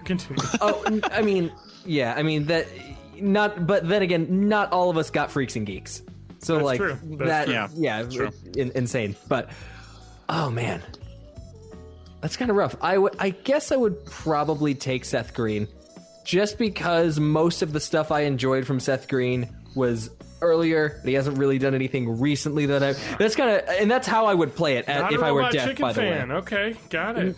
Some older episodes, but overall, it's just like it's fine. I think it's just okay. But either way, you love the Green Hornet, and you want exactly. It's actually the only movie I like. No, I've never seen. No, I was going to say because forgot about that. Seth Rogen did that hilarious. The world. He did that hilarity for charity that raised all the money for Alzheimer's, which was cool. And John Mulaney did an amazing 5 in that. Yeah, Michelle Wolf did a great 5 in that. There was a great Justin Roiland animated bit that was really funny. Yeah, of the Seths, I also think Seth Green, like, I think for the most part, he's like done what he wants. Like, I think Seth Rogen, I think, would look back with some regrets, like, there was so much weed left to smoke or whatever. But like, I think Seth Green, he'd be like, nah, I understand. You got a quota to meet. You're good. I'll go with you. I feel like he would put up less of a fight. He would probably just be like, all right, man, whatever. I assume. I don't know. He might not. He might be really, really angry. Like he might have because he's short and redheaded. So I assume there's a lot of fury in him. Just him. Yeah. I'm gonna have to say, I gotta say, I gotta agree with you on Seth Green. I mean, he's older, so it's the easy pick. You know what I mean? But I'm gonna say Seth Rogen's got all that marijuana smoke in him. You know, like that's got to be. Look, if there's one thing we learned from Snoop Dogg and Willie Nelson, it keeps you young. It really makes it it possible. I mean, it happened. It was Kevin Smith talks about that. Yeah, why he didn't die. Yeah, I was gonna say, when he had a heart attack. Yeah, exactly. Like it kept him calm, which is insane. I remember when that happened, I was like, oh my god, are we about to lose Kevin Smith? Like, I know. Oh my god, and now he's super skinny, and it's weird. I know, it is weird. Like he looks. Yeah, that's. He was just like, basically, he doesn't eat now because the doctor's like, if you eat food, you will die. And he's like, well, all right, I guess I'm gonna stop doing that. I guess I'm vegan now because I can only eat plants, and that's funny. Yeah. So great. Look forward to that in my future. Yeah. Don't guys. They'll preserve you and put you into a giant robot spider. Thank you. The one from Wild Wild West. Yep. Thank you. Actually, but what you're gonna do is you're gonna preserve me and just put me in Quizbot. I'm gonna be forced to ask really dumb questions to random strangers on the internet. So we can upload your consciousness, and so we'll just have a digital copy of you that'll like be an actual Quizbot. Some really good Bowsette cosplay, though. Oh man, I hadn't even thought of the idea of cosplay. Yeah, the Chompette cosplay is good. You know. Okay, we're gonna just chomp. Anyway, I was just amusing myself with. I wasn't gonna say it out loud, but fuck it. I was just thinking like, it's like, yeah, I went to a yoga studio recently, and everyone there was cosplaying as Wii Fit Trader. It was crazy. Felt like I was at an anime expo or something. There's so much cosplay going on. Oh, interesting. All right. Well, I think Quizbot's Why does done. Chompette have cat ears? I don't know. At a certain point, the fetishes start to blur together. You just kind of put shit wherever.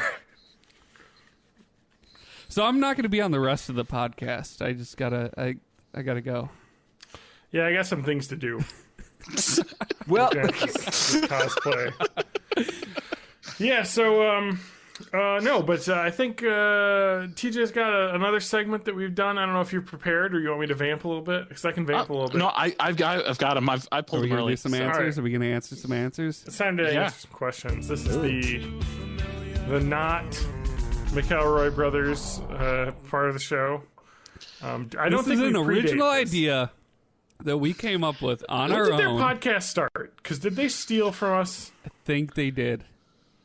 Well, no, I mean literally. When did Born in the 80s will be in Trolls 2.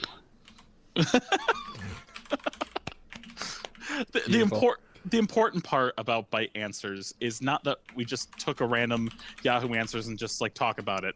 That's true. We actually have an account, and I do actually respond to these things. Okay. Yeah. So what's our score at, TJ? Are we gurus? We didn't get any. Well, that's because nobody wants the hard yet. truths that we have to offer. Oh yeah, I completely get that. That's true. Okay, Mabim Bam started in April of 2010, so they predate us. Well, because we did a segment way back in the early days where this is kind of a continuation of it, where we would take like Ask Ann questions and answer them. Yeah. And so this is similar, It's Ask but not the Lance, same thing. But exactly. But they were already doing that, although I had not heard of them in 2010. Fake news. Or 2011 when we started the podcast. So anyway, but no. So yeah, they've been around. They have like 400 episodes. You think our podcast is old? That's 400 episodes, man. 2010. By 1 year. Holy crap. All right, continue. Okay. And we're basically questions? in the same like position in our lives. I think so. So I've got 3, but I really want to. I really want to do this one so badly. Okay, that's what I say when I see Chompette. I know. I know. Hold on, let me just Yo-shat. Yo-shat? Oh, the tongue. Oh, yep, it's a thing. Yeah, but I mean, if you want to deal with just tongue, you do all the froppy stuff from. No, there's an egg Academia. too. Well, yeah, there's an egg too. Oh, wait, yeah, that does get the vor fetish in there too. Yes. Oh, yeah. Yeah. Yep. Is there a Monty Mole-et? I don't know how you would even phrase that. Does Yo-shat lay eggs? Still. Happy at cosplay. Cappy at? Wait, is a hat wearing a hat? Wearing a crown? Is that allowed? I found the one thing that the internet hasn't turned into porn yet. What's that? Caveat cosplay. Okay, cool. Wait. Someone watching this will definitely are on it right now. They've got DeviantArt in another tab. That is Rule 35, though, is if you can't find it with Rule 34, someone's going to make it. Don't worry, there's Goombet. There is Goombet, yes. Now, is it from the Mario movies sense, or from... Which is weird, because there are already female Goombas in canon. Well, that's the thing. That's exactly why it doesn't surprise me. Is that like there's already females, so someone was just like, oh, like. I mean, there's Goombaria from Paper Mario, the first one.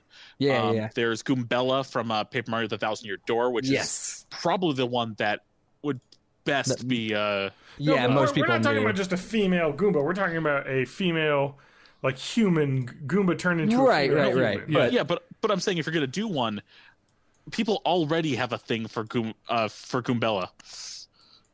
Okay, what about those caterpillars from Super Mario World? Wigglers. Wiglet. Oh my god. Wiglet. All right. Well, that you guys exists. are looking that up. Don't worry. I just want to mention a thing.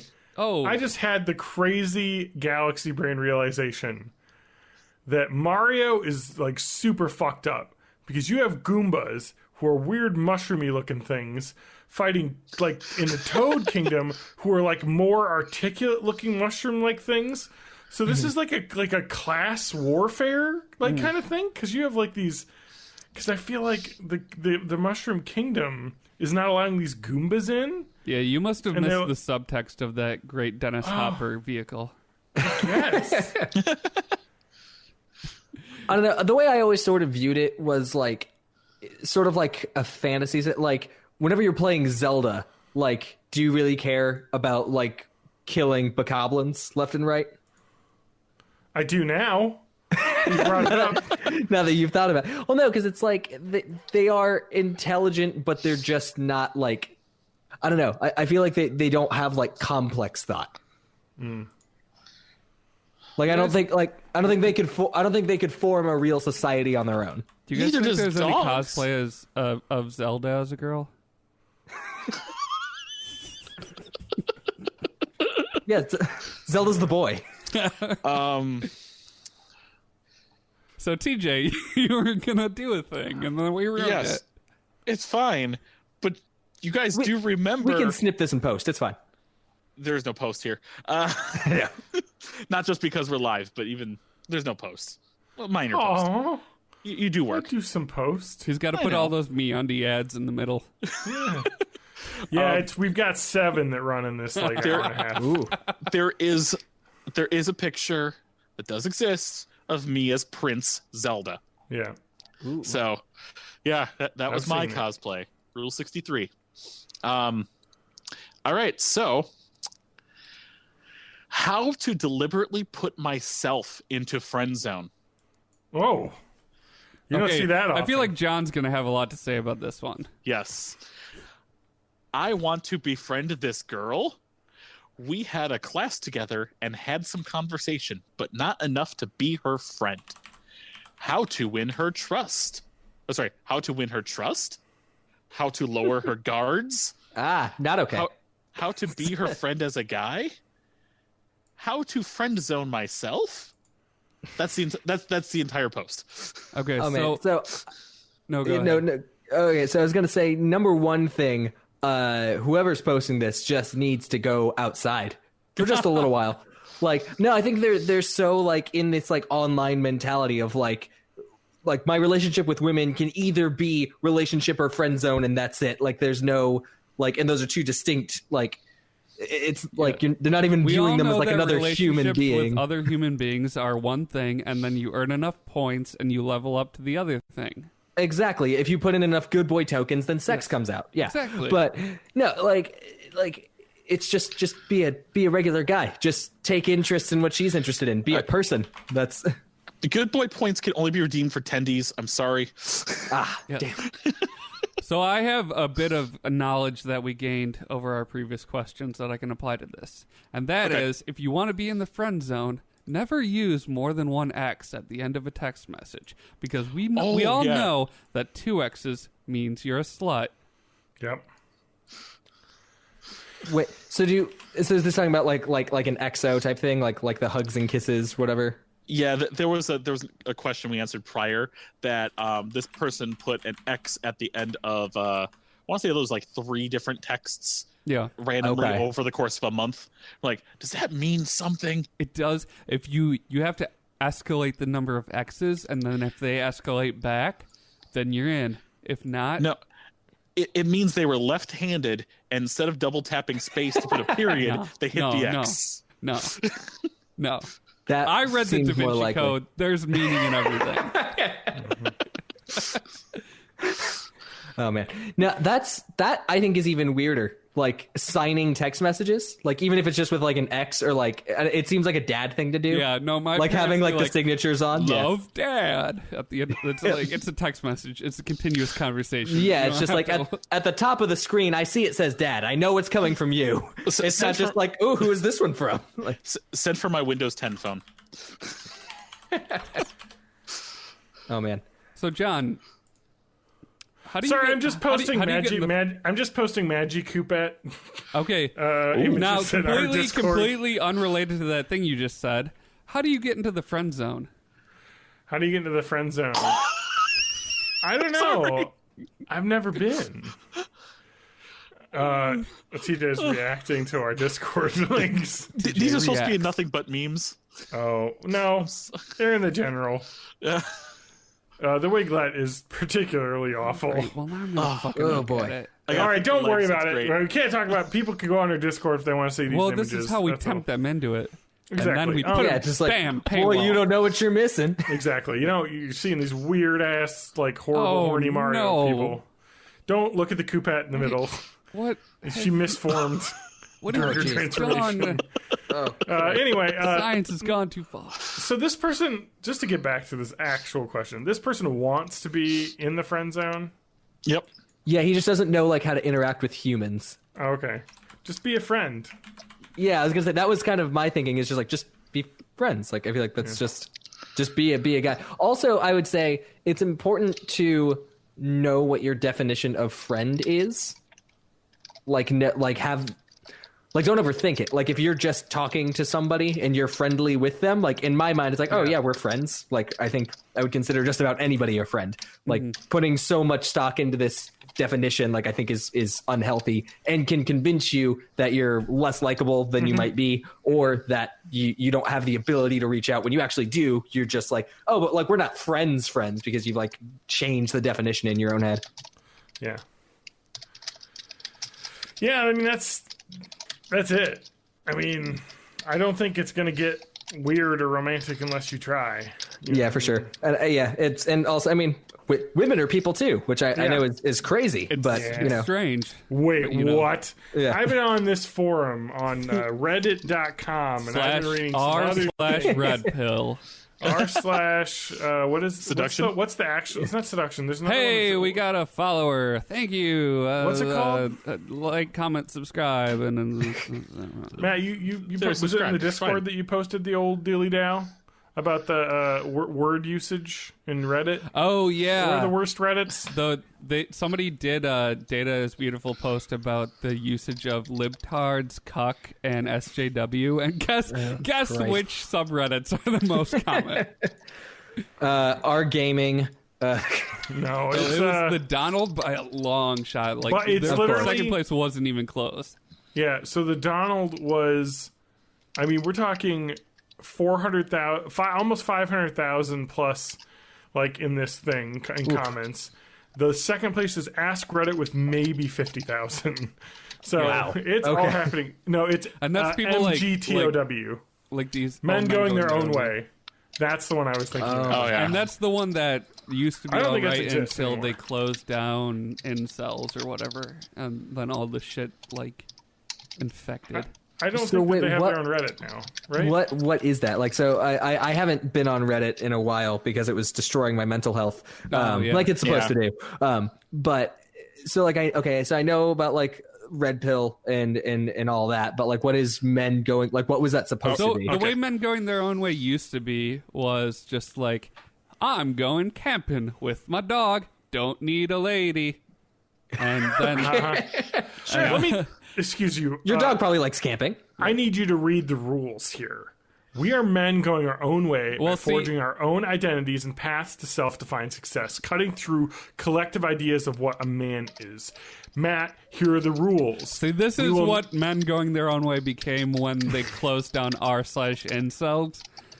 Gotcha. Okay. We will allow no 1, bullshit, 2, feminist, 3, SJW/LGBT proselytizing, 4, white knighting, 5... Okay, so it's only like certain kinds of men going their own way. Yeah. Okay. 5, hug boxing, whatever that means. Entryism, right? Okay. I'm assuming that's just people like saying, "Oh, thanks for joining." Like, oh, yeah. Anyway, gotcha. 6, concern trolling. 7, tone policing. 8, virtue signaling. This is like 7 made-up internet words that they don't allow. 9, humble bragging. Love that they throw that one in there. Yeah, I just wanted not to brag, but I've been going my own way for a while. And, yeah. Low effort posts. I haven't had a significant other ever. Let me just interrupt. A hug box is a derogatory term for an environment, usually on the internet, in which a group with similar interests gather to discuss topics and what they intend to be a safe place. Gotcha. So it's a so forum. It's a safe space. Okay. Or a forum, yeah. Well, I mean, just as a quick overview of what some of the posts are, let me just go through the hot posts. Yeah, please do. We've got. Oh, well, here's a good one. This is an actual one that may be in line with what Matt was talking about. Here is Going Your Own Way, Gentlemen. Fire Town, Santorini, Greece. Just a photo of this guy who went on his own vacation by himself to Greece. That sounds like the original meaning of what that was. A few years ago, I went through a dark time, and we're learning things about Matt. Oh, you already knew these things. But that's like, I would browse. I spent a lot of time on Reddit. Okay. Mm-hmm. But that was just like, there was this undertone of like sadness on these posts where it's like they were trying to convince themselves by posting for others. And that's fine. That doesn't hurt anybody. But then once Reddit started cracking down on the incels, That was game over for any subreddit. Man, now, even like the initial premise of it, like, well, for some people it may have been harmless and they may not have had ill intent. Like, it definitely does, at least to me from this description, seem as if like it's a lot of dudes just kind of patting themselves on the back kind of for no reason. Just like, look, I did all this regular guy stuff without a lady helping me. Yes, that is basically it. Well, we got some good ones. We got here's a GIF V of it looks like either in Afghanistan or Iraq. Well, we gotta end the podcast here. So no. It's an image. It's a video of a man from the, I believe it looks like U.S. military, running into a firefight to like rescue a child that's caught in the crossfire. Oh yeah, I saw that on a normal subreddit. Yeah, and this one just said toxic masculinity ? Like, okay. So they've gone to the trouble of constructing a straw woman to attack with that pose. Exactly. Yeah. Oh, the women are the reason why the men are shooting each other in this. Like, okay. I think you know that meme format from the Eric Andre show where like Eric shoots Hannibal Buress and it's just like, why would so it was just like it's like toxic masculinity and it's just like it's like why would feminists do this? Yeah, I know. Let's see here. Yeah. Oh, here's a good one. I rejected a female colleague and now she's trying to ruin my career and reputation. Oh, this is good. A female colleague. Last week, Friday, I was working the late shift. Me and a female colleague were the only ones, that's an interesting way to put an apostrophe in there, left on the floor of the department I work for.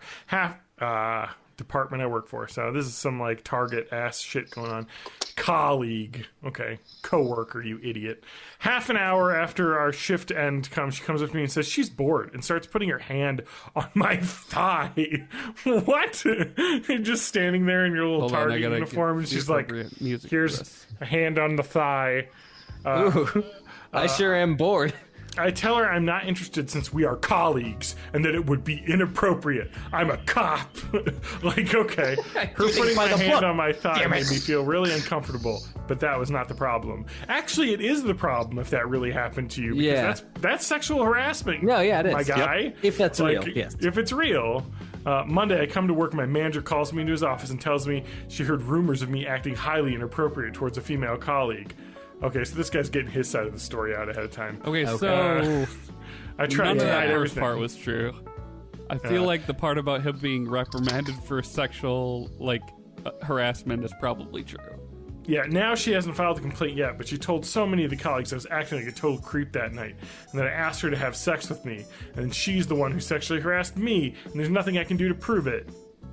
First comment, 96 upvotes, you're fucked, bro. You ever think about how men are actually oppressed? You ever think about men's rights? Especially white men. Like, come on. God, haven't we been through enough?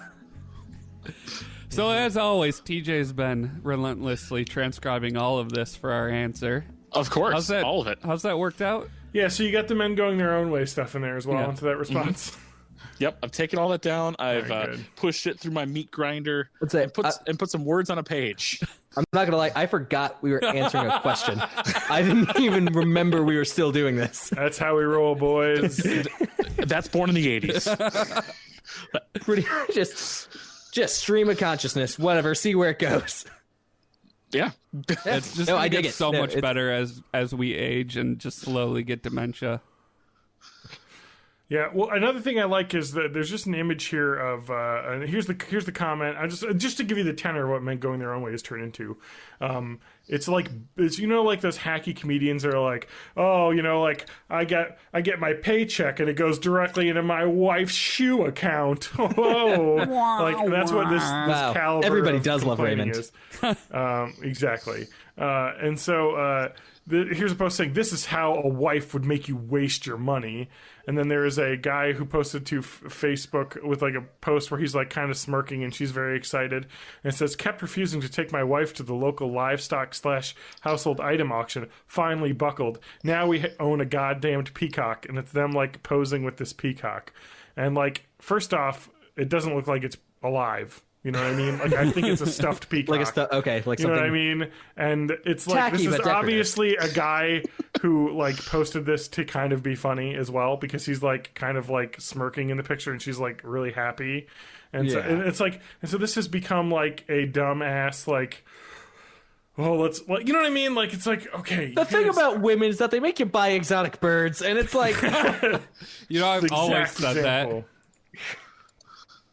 Anyway, I don't have exotic bird money. I need to buy video games. So many goddamn cockatiels.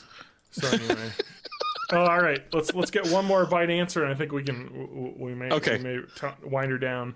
So before I tell you guys what I put, yes, there was another exactly what we said, right? Exactly. Okay. There was another interaction here.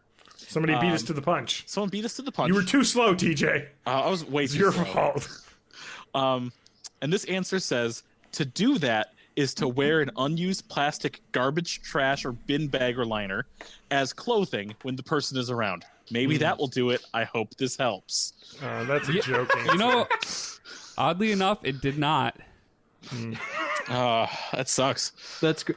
No, if you want to be appealing to someone that you don't know, try smearing shit on your face. See what someone will probably ask about it. I guess that depends on what kind of club you're in. That's true. Yeah. Yeah, that's definitely a big part of it. Mm-hmm. Yeah, that's Gamestop is way into scat play. I was having a conversation with my friend the other day about how, like, what it must have been like, because there was a guy. Oh God, I'm trying to blank. There was a guy in a movie that we watched, and his name was like Scatmaster or something like that. Okay. And so it was like, I assume it Are was. you talking about Scatman Crothers? Yes, that was it. That was it. Yeah. So his name was Scatman, and so it's like, okay, that was probably in reference to, you know, like scat, like vocal style. Correct. And so it's like he had to have been around when like the paradigm shifted and that word took on new meaning. And so it's just like, oh yeah, scat means shitting on people now. And it's like, and he was like, hey, are you shitting me? I go where the people are. Exactly. Yeah, but it's just like, it still means that. It's like, you know, people aren't saying that, right? It's like, no, it's actually like really catching on. And he has to like sigh, and he's like, I legally changed my name to Scatman. Yeah. I legally changed so it. much branding built up around this name. I'm the Scatman. All right, who wants to place bets? Is Scatman Crothers still alive? Oh, yeah, definitely. Yeah. You think so? Yeah, I think so. The real question is Snow still alive? Scatman Crothers died November 22nd, 1986. Wait, he's been dead for a very long time, over 30 years. The new version of I'm the Scatman came out in the 90s, so that was post-mortem. Yeah? Wow. Okay. That's just interesting. All right. Come on. Our official response to Mr. Friendzone. By already trying to label an interaction as friendzone, you're treating the way you could relate with women as some binary between friendzone and relationship. But women are people too. Just talk to her, be interested in her as a person because she is one. Treat her the same way you would interact with a male friend. Yeah, I think that's the best way. Just treat her like another one of the guys, and she's not going to ever, like, you know what I mean? Like, that's the best way to also keep grow a friends. ponytail and start playing World of Warcraft. That worked for me. Yeah. And maybe don't take her to a strip club right away. If she it tells you she's interested in that, then yeah, sure. But like, maybe don't start there. Mm-hmm. The problem is that he didn't say this, but this is a woman he met at a strip club. Okay. No, I have an answer for that. They only care about you as long as you're giving them money. That's true. They're not really your friends. They're just working and trying to pay rent. Oh, TJ's dying. Oh. No, I'm just without video right now because I have to push a button because my sign-in's being weird. Okay. Have you tried turning it off and on again? Your beautiful iPhone has failed you? No. Yes, I'm trying to sign in. Have you tried turning it off and on again? There it is. Hey, IT crowd. Hey, we you all know that reference. No, the issue was the fact that Yahoo Answers keeps. I've signed in from this device enough times, and it's like, is this you? Oh, yes, it's freaking me. Verify that you're answering these questions. Get and it's that not some paper. crazy rando on the internet answering these questions. Somebody's All right, hijacked your account to answer questions. Give us another one. All right, I don't know if my answer went through, so we have to do another one anyway. All right, fair enough. Because of the stupid sign-in crap. Okay. Man, that guy's gonna be in the not friend zone forever. All right. No, he's gonna get laid so much, and he doesn't want that. He's too powerful. All All right, so this appears to be from an anonymous female because they decided not to log in with their account. Okay. Why would a man smile but not say anything or look away? We were touring a college, and when we passed the cafeteria, I somehow made eye contact with a staff who gave us a presentation earlier that day, and he was smiling at me but didn't say anything, etc. I don't know what the etc. would be. He didn't even look away to continue conversation with the person he was with. I looked away, and when I looked back, he was still smiling.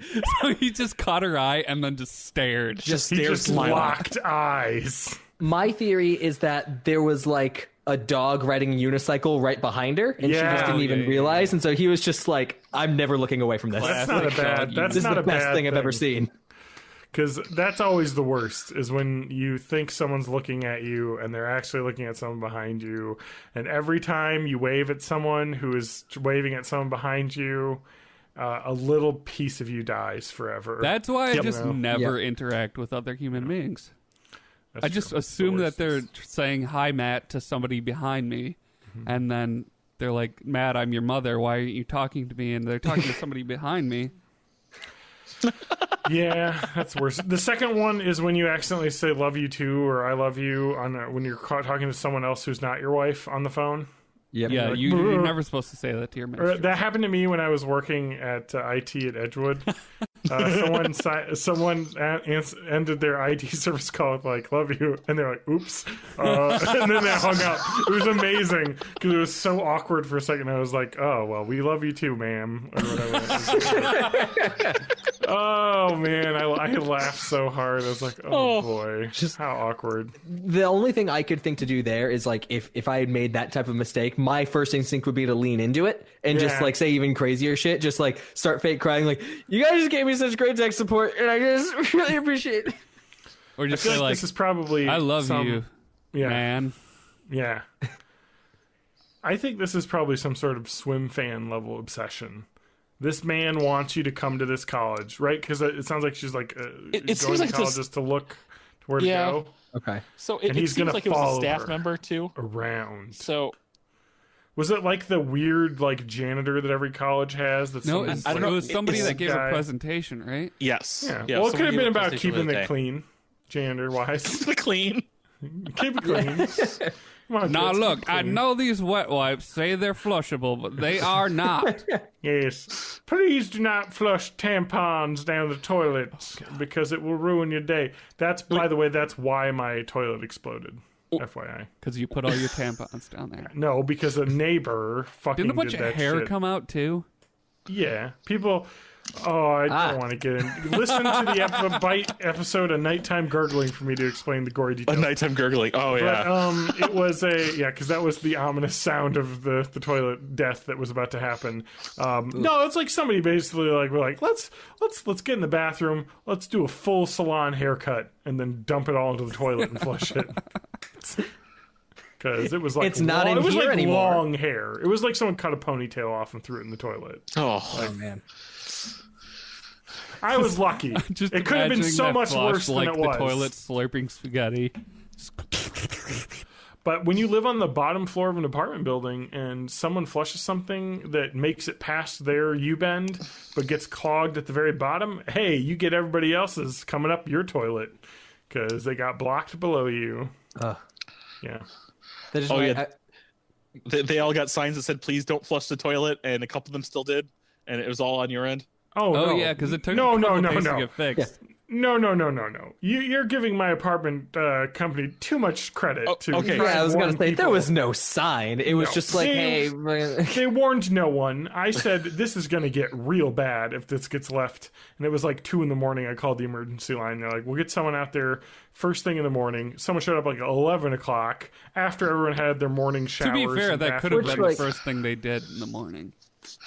Yeah, I was gonna say 11 is last thing in the like that is the end of Yeah. the morning.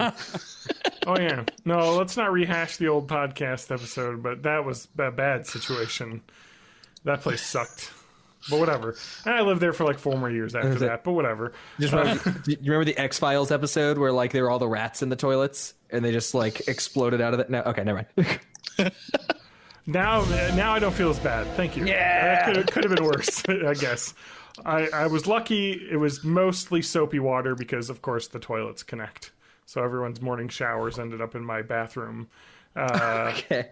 And there were other unspeakable things that happened that I don't want to talk about. I guess dirty bathwater is better than human excrement. So, like, if you have to choose between the two. I will say it was very lucky to not have seen very much of that. That's good. It was mostly shower water. Okay. Hot, soapy water coming out of your toilet is a weird experience. But it happened to me. anything coming awful. anything coming out of the toilet is inherently weird because the whole thing is that you put stuff in it. Yeah. But stuff generally doesn't come out. Yeah, I remember specifically calling my boss and being like, "Hey, there's a situation. I can't leave. I need to be on bailing duty so that the entire apartment doesn't get flooded with sewage." Like, I was able to put a dam of towels and scoop with a bucket into the bathtub. With the plunger, so it would just be sitting in there rather than all over the floor. And then I hope all of this answers the question. Yeah, here's how this transition back. I don't even remember what the question was. Yeah, It was about the friend. Smiley guy. thing. Yeah. Yeah. Well, TJ continues to type. Shy Guy seriously underrated. I feel. Shy Gal. Oh, That one, I did see a picture. It was Shy Guy and oh god, I'm trying to. What's the wizard's name? it's There's Magic Kamek or Magikoopa.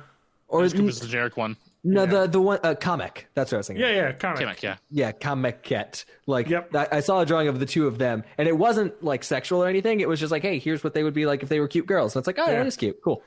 Yeah, there were some good ones. I think I posted that one on the Discord. Kamek.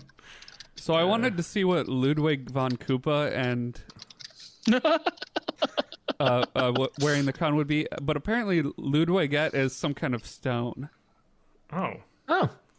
It Isn't typically there, like, a occurs in character just named magnesium, Wendy? iron, scarn. Wendy O. Koopa, yeah. Will it help me? If I put it under my mattress, is it going to give me Mario dreams? I think so. Hell yeah! Is it on Amazon? Can I get it shipped to my house? Wendy at Untapped right now. Wendy. Look it up. What? I'm just saying Wendy at. It's not been tapped by the market, so guys. Oh, okay. Yeah, if I you don't know who Wendy is. She's one of the Koopa cousins from Mario 3, I think maybe. One of Koopa's There's like a billion illegitimate of them. children. I don't even remember. TJ, how does Wendy at factor into this answer? I don't know, because most of the other something ets that people have done fan wise have always been something either male or male presenting, showing with the female crown, even though the canon is Toadette, who's already female, getting peach features with the super crowns. So Wendyette, I don't think that's something that people would really dive into, but the other 6 Koopalings, fair game. All right. Fair enough. So there's a Kirbyette. So yeah, that stands to reason. Yeah, because Kirby can basically has a form for conceivably anything. yeah, and I think if this means there is a gateway into the Smashiverse, which Or opens just so many doors. Wouldn't Kirby just be who is the new character from Dragon Ball Fighters? Was it Android 20 something or Android 21? Yeah, Android 21. Who is a Boo? Yeah. Yeah. Yep. I don't know if Boo is a race, right. but All right, TJ, what's your answer? I'm almost done. Just vamp for a little bit more. Bat. Also, think that it's was a thing. possible. So maybe Smiley Guy, he remembered something very, very funny, and he was so wrapped up in that thought that he couldn't look away and couldn't break. So I know that happens to me sometimes. Or I've been maybe there, he's yeah. an actor and he heard that Walmart was bringing back the Rollback Man, and so he was practicing out his big dumb smile. Yeah, I feel like we've just had a little bit of a glimpse into your life. That Maybe he thought. always thinking about the Rollback Man. Maybe he thought that you were a relative, and he was like, "Oh, do I know that?" I mean, that's like, probably what happened. You could ask her if she just has a really funny looking face. Yeah, yeah, that was another thing. I was like, maybe she has a funny face, or like had a funny T-shirt on and forgot. Yeah, that's true. She had she did fail to mention she was wearing a MAGA hat during this. Oh, that's. Oh man. Oh. All right. When cucks find love. Yeah. Oh, that's a good setup for my new musical that I was just about to announce, Cucks in Love. Oh. Yeah, All it's right. like we weren't good enough for Off-Broadway. It's all very political, as you know. Yes. We First of all, only I'm going perform in to- Branson. It's fine. I'm going to Control-C copy this, so if it decides to make me log in again, I will definitely still have the text. Good plan. All right. So there could be many explanations, from something as benign as him staring at someone behind you to being caught off guard by either yourself or something else on his mind. It would be hard to know exactly what he was thinking without asking him directly. If it's something that ever continued long term, it'd be important to tell him how it makes you feel and tell him to stop if it makes you uncomfortable. If that's the case and he continues, then you could seek some level of authority to get it to stop. Yeah. Yeah, that's think that's pretty fair. much exactly what we said. Yeah, I would say Do what a you T. need to do is say, "What the fuck are you looking at, motherfucker?" Just recite the that copy pasta. Like, what the fuck did you just fucking say about me, you little bitch? I'll have you know. Do you know who my father is? and then he'd be like, No, seriously. Oh, sorry, I had no clue. I was staring at you. I was thinking about Shy Guyette." Yeah. I was just thinking about. Oh, I'm so sorry. I didn't mean. about I was thinking Chompette. about porn. I didn't know. Yes. I was thinking Yeah, about porn. I'm so sorry. Sorry. All I right. was just thank you, thinking TJ. about this girl I know that I just want to be in the friend zone with. Oh, Isn't man. it so rough when you just want a platonic friendship and then you suddenly end up in a long-term relationship It's on the accident? Yahoo Answers cinematic universe. All of the characters. Well, this is what we've been setting up the whole time. Yeah, we've there's some like deep web style conspiracy that we're going to unearth through all these Yahoo Answer questions, and we're gonna be like, wait a minute, is this the guy who farted on his girlfriend from like 3 episodes ago? TJ, your answer didn't go through again, did it? Not for the failed. same reason. Oh, what happened this time? This question does not exist or is under review. Oh, no. Oh, we were too slow again. Yeah, I mean the big thing. It's the okay. big Can thing you for- just for email this- them a link to the podcast? Yeah, Yeah, just 100%. subscribe. BorninthE80s.net is the website. You can The big find thing the with these episode. bite answers is I like to pull them right at the beginning of the show, so it's not a question that like was already 2 weeks old and can't respond to it. Right. Yeah. And this Yeah, is the that's first the time idea. I got We want something that's fresh. What I'll do is I'll just take this answer and have it reply to something completely Yeah, different. just copy There it. you out. go. It's all Yeah. interchangeable. It's Good fine. idea.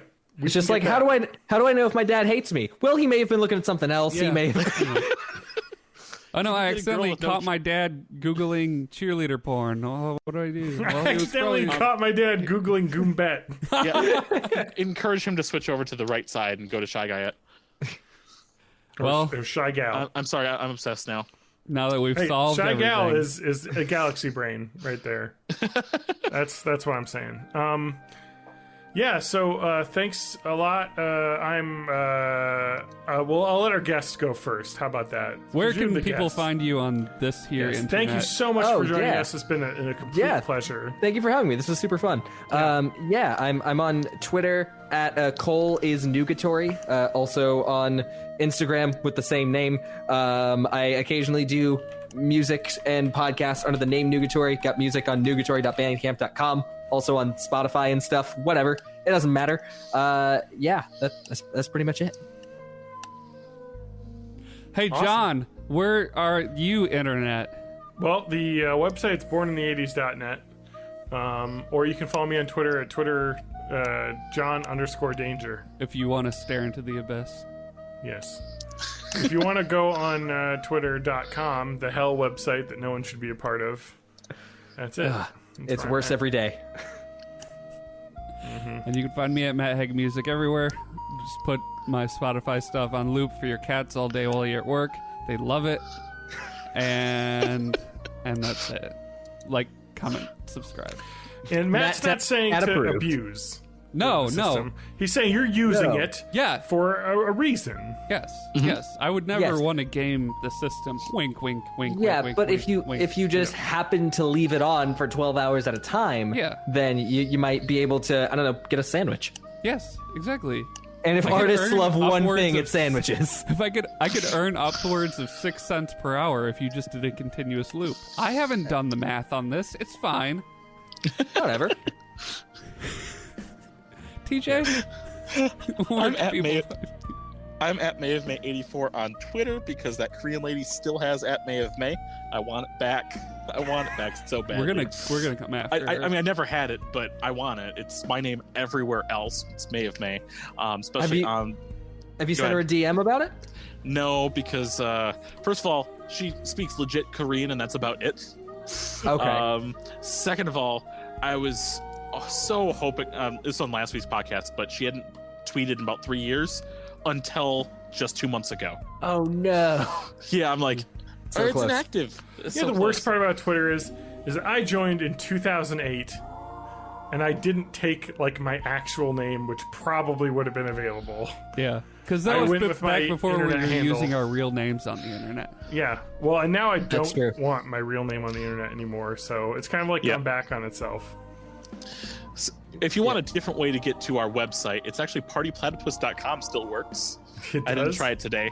Oh yeah.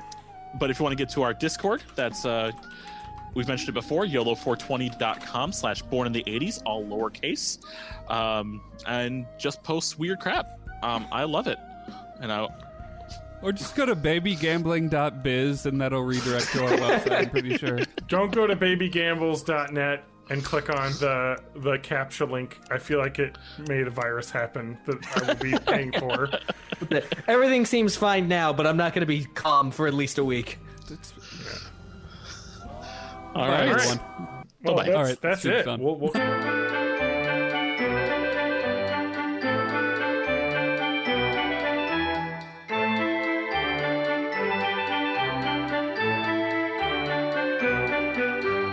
What's my motivation?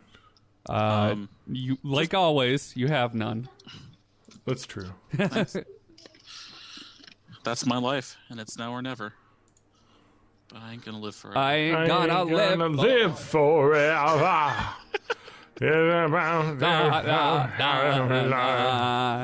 Also, I let him know almost nothing. So life. You what? Know how off the rails this is gonna be. Okay. What do you mean off the rails? Do we even have a doc prepared for this? I have a doc in my mind's eye. We should probably do a bite answers while he's here too. That sounds fun. That sounds good. Yeah. John, is TJ quiet for you now? Yeah. Like too quiet? I don't know, maybe. I don't know. Quiet too, and I'm not sure if I need to adjust my headphone volume or if... Well, are we live on Twitch so I can check? Yeah, probably. All right. Then I will check. Twitch.television. My headphone volume's on maximal. Because TV is a nickname, and nicknames are for friends. And television is no friend of mine. Yeah. Oh, Twitch, thank you for auto-playing someone's channel while I'm... Yeah, I got the same thing. Matt is not online. It says I'm streaming. Have you tried turning it off and on again? Are you, though? My phone says I'm streaming, even. Now it says you're streaming. Okay, all right, how about now? All right, everyone, stop streaming. The fudge up. Wait, you did? No. All right, here we go. That was just a fun joke I played. All right, this is John talking at probably a pretty decent clip. All right, TJ? I'm too loud. No, you're not. Matt? Okay. Hi, my name is Matt, and I am fat.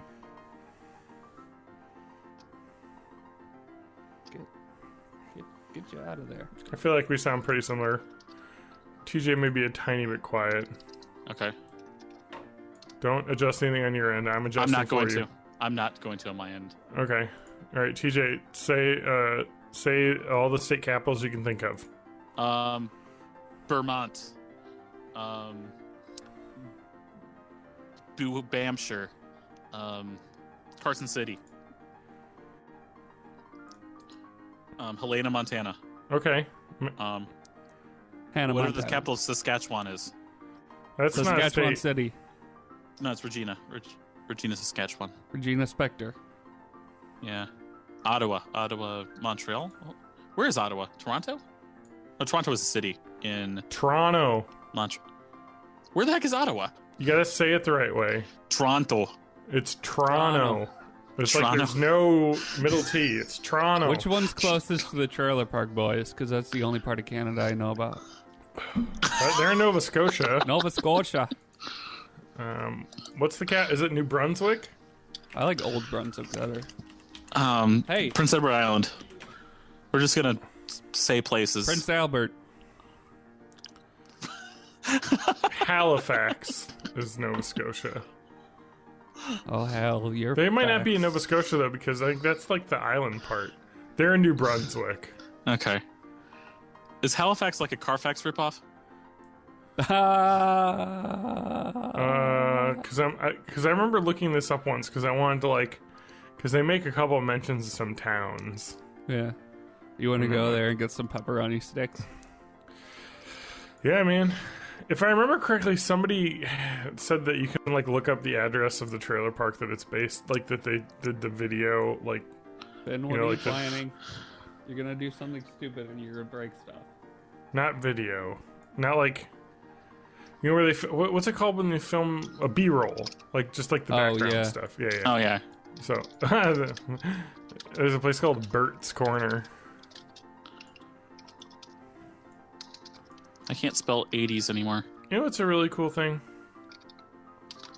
Google Maps and the Street View. Yeah. It's the craziest shit in the entire world. And we all just take it for granted. I know.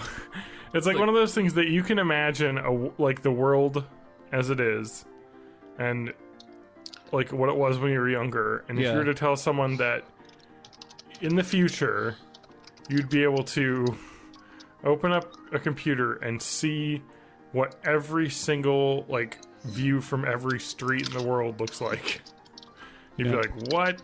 Just the entire world? If you want to go to fucking let's see, let me pick a space. I started reading The Indifferent Stars Above, which is a book about the Donner Party, and it's their whole thing was caused by inaccurate maps. Let me just go to Madagascar and drop my boy. Oh wait, well maybe not the middle of the jungle. Let me find an actual city where a street would be. Oh, actually, Madagascar is not mapped. No, it's because that's where all the cockroaches are. I picked a bad. Well, there's some spots in here. All of them and cockroaches. Let me find the capital, a city. Of course, there's a lot of jungle in Madagascar. Yeah, the city's not even that good. Man. I'm making a lot of value judgments about Madagascar right now. No, I'm just saying there's not a lot of Google Maps on here. All they have are little spots where people took photos. They also have that. Where you can submit a 360 picture. Yeah. And then it gets on Street View.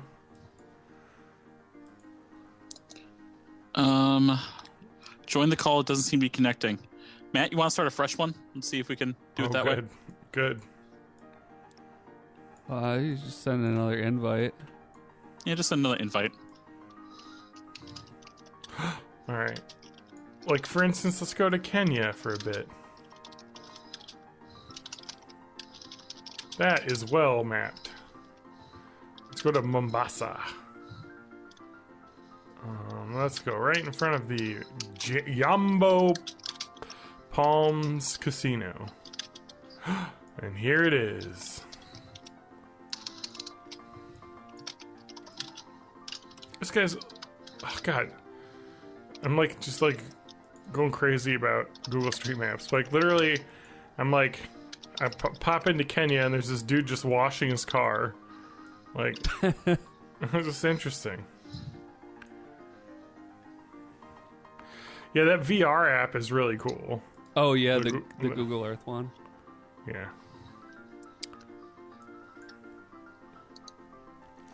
And then what's the Google Earth game? Hey, it's working. We did something. It's GeoGuessr. A stranger's here. Yeah. Can you guys hear me? Yeah. Yes. Yeah, we gotcha. Sweet. We're live, so don't say anything racist. Yeah. Oh, jeez. Leave your. Thank God I got it all out of the way before I It was logged a on heated here. gaming moment. Yeah. Don't have any heating gaming moments, please. No, I'm worthy of forgiveness, just like everybody else. I'm white after all. Yes.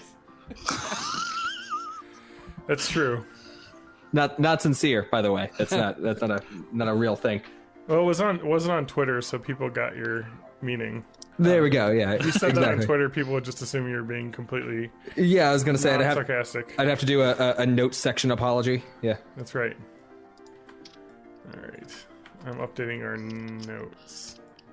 TJ's gonna run this show though. Apparently. TJ. I'm kind of joking, but TJ's in charge of our days. And I don't Yeah. run anything except for posting things all over the place. he has a couple things planned. Yeah, bring in all those Twitch viewers that you always do.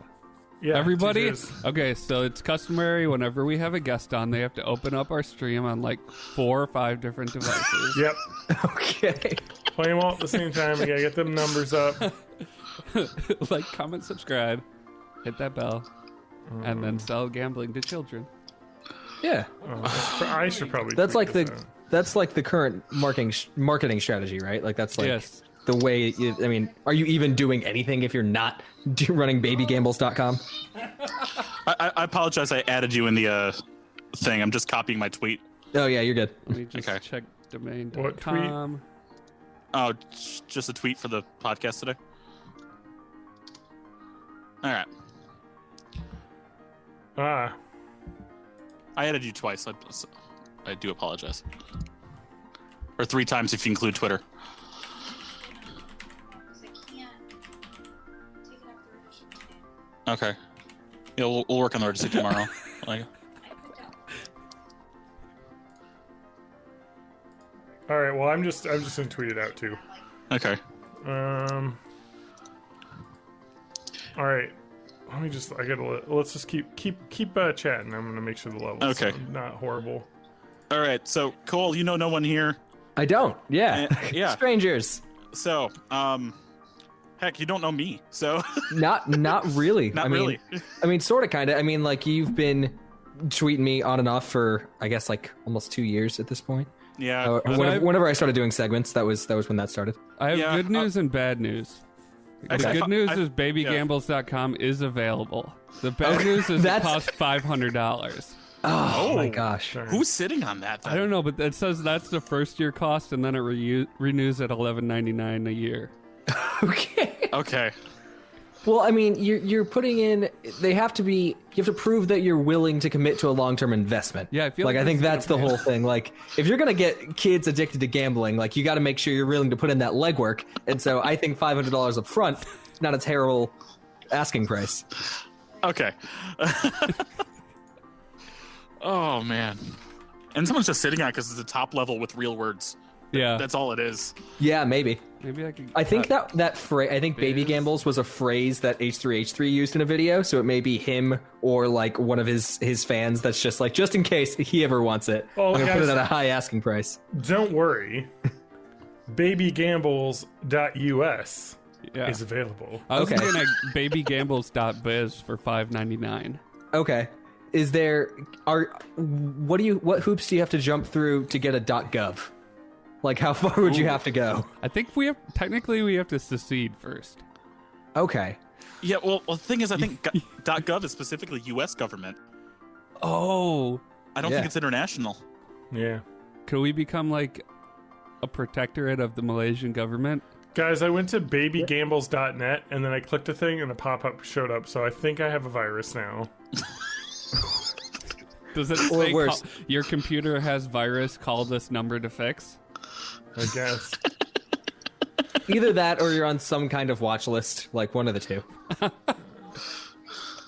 Well, we've No, got. John, you accidentally went to the site where they gamble with babies. Oh God. Yeah. Oh. Babygambles.store. That's only $5 for the first year, but then Oh, it's what about 80. babygambles.gg? Oh, maybe. Babygambles.xyz is only $1. Yeah, it's just figuring out. Okay, I've got it. Babygambles.me is only $3.50. Oh, I don't like the That's not phrasing bad. on that though. The baby gambles you. I've got a better you specifically. one. Babygambles.club. Now, Ooh. now that's very exclusive sounding. .me is a country code though. Everyone just uses it, right? Probably. I think so. I don't know which one though. One of them non-Americas. Yeah, one of them. Maybe even two. I don't know. And this might be a little bit of a curveball, but organicbabygambles.com. Okay, that's good too because you want to make sure that like you're getting a quality baby. Like if you're gonna baby gamble, you have to make sure like you don't want anything that's been like genetically modified. Yeah. No or, pesticides. Like, yeah, about to say you want it GMO free for sure. All right, so just random introductions. Ahead of the podcast and one of the actual co-founders, John Danger Rowe. That's the scruffy guy with the beard. Okay. Because he's the only one with a beard. Okay, fair enough. He's not really scruffy. He keeps it nice and tight. Yes, so he earns the name Danger. Yep, Yes. exactly. Actually, John Danger, you've had that John_Danger for a while, even way back to your WoW days, right? Yeah, back in his ponytail days. Yes. Right. That's the most dangerous hairstyle of all. It was dangerous. Yeah, you can get caught in a fan, like whatever. Yeah. We've all seen The Incredibles, like the cape. Yeah. We know that the ponytail is the cape of the head. Yeah. Me too. Exactly. Son of a bitch. Exactly. John, what year did you start this podcast? Was it 2013? No. 2006. Nope. 2014? Nope. 2011. 2011. Never forget. Yes. Okay. Wow. Never 11. So it's 8 years. It's been going around for a while. Okay. May awesome. 2011. Good month. Mm-hmm. Yeah, so he started this podcast. All three of us went to the same college. Okay. Yeah. Just completely, well, not completely different times. John and I overlapped quite a bit. So did Matt. I mean, he started when I did, I think, right? Matt- or a year after? God, you were my RA the first year, so you must have. All right. First. Yeah. Unless So you were a an year RA as after. a freshman. Well, not my RA, but in my building. Yeah. You never And had Matt- to discipline me. No. Matt must have been in my concert band with me. I Yeah. just didn't know him. He was a baritone Okay. player. I played percussion. Okay. Yeah, this is So- all very. You're going to be quizzed on this later. Yeah. Okay. Cool. Yeah. I was taking. I didn't want it to seem weird. I was taking notes, but I have a question, though, about is he allowed to be on the podcast? Is who allowed to be on the podcast? Our guest. Is he of the correct age group? Not even close. oh yeah, no, not at all. Yeah, I was gonna say I didn't know how it was gonna be introduced. It's just like yeah. So we've got all of us, and then introducing this jackass that was born in '95. Fuck this Fucking guy. Yeah. What? Yeah. 95. Eh? How old is So Ewan? Is Ewan's youngin' too. He's like 12. okay. So you don't even have the pleasure of being the youngest person we've had on. Yeah, No, he was born in Okay. 2001, I think, or Yeah, something. he's- nonsense. I think- Really? He's Yeah. 18 and just started going to university. Yeah, so maybe 2000 he was born. And I'll say it that way because he's our one international That's guest. true. He's from Canada, so they said they Okay, go yeah. to university. My dad's from Canada, so Okay. that's not relevant to this situation at all. Wait, but, does you know. that mean you're part Canadian? Can you have Canadian citizenship? I you can take me with you. Can I go, please? I can claim it. It's apparently like a year's worth of paperwork, so I just haven't done it because I'm a lazy bastard. But I I'm can glad do it. You have that safety net. Yes, no. Honestly, like around about November 2016, no reason. I was just like, man, maybe I should look into like why. What would it take? How much do I have to pay? Is it fine? Can I do it? So I was like, I need to get on genealogy.com. Check out because like, Exactly. do I have a grandparent or something that was like, do they have any brothers or sisters that were Canadian citizens at some point? Like, It's like I've got a cousin that's half Latvian. Does that get me anything? Does that get me the hell out of here? see, 2016 we were all a little bit too optimistic, and maybe not optimistic, but not as pessimistic, as we are pessimistic now. enough. Oh yeah, But whatever, it's okay. There'll be a wall. We'll be safe. yeah. The walls to keep us in. Yes. That's true. Yeah, I'm TJ. I started bugging you at the 2017 Managers Conference. Yeah, When you were the announcer / voice of God. yeah. at least as I was reading the teleprompter from where I was sitting. Yeah.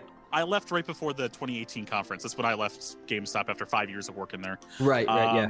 And then I think right now I'm also your sole patron on Patreon. Yeah, I was gonna say and I'm super appreciative of that. I don't even advertise it anymore just because I don't have like the consistent content stream to support it. I will get there eventually, and it'll be.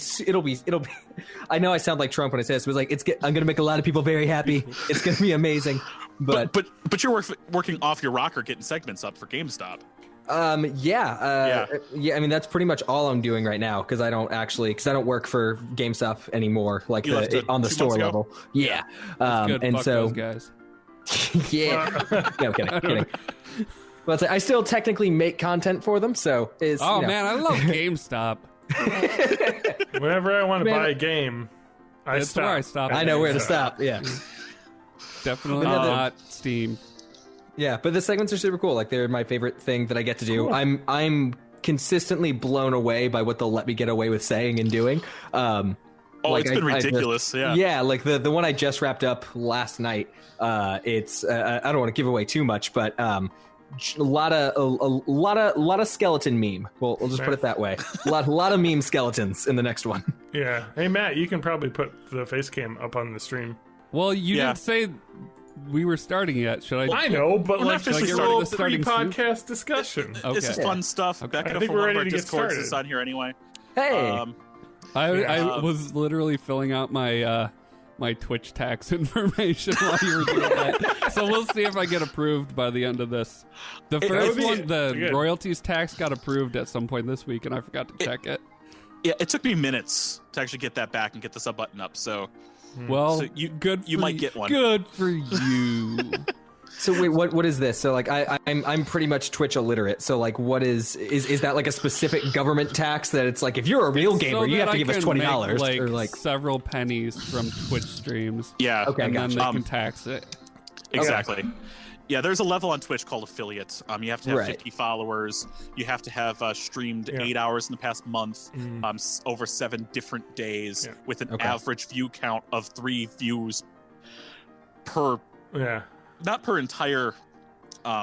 Just like per stream, time. but per like 15-minute segment. Gotcha. So if you've got like lots of 1, 1, 1, 1, and ending with 3, your average is like maybe 1.1 for that stream. Right. Okay. Which is 100% garbage. But regardless, that's all my streams.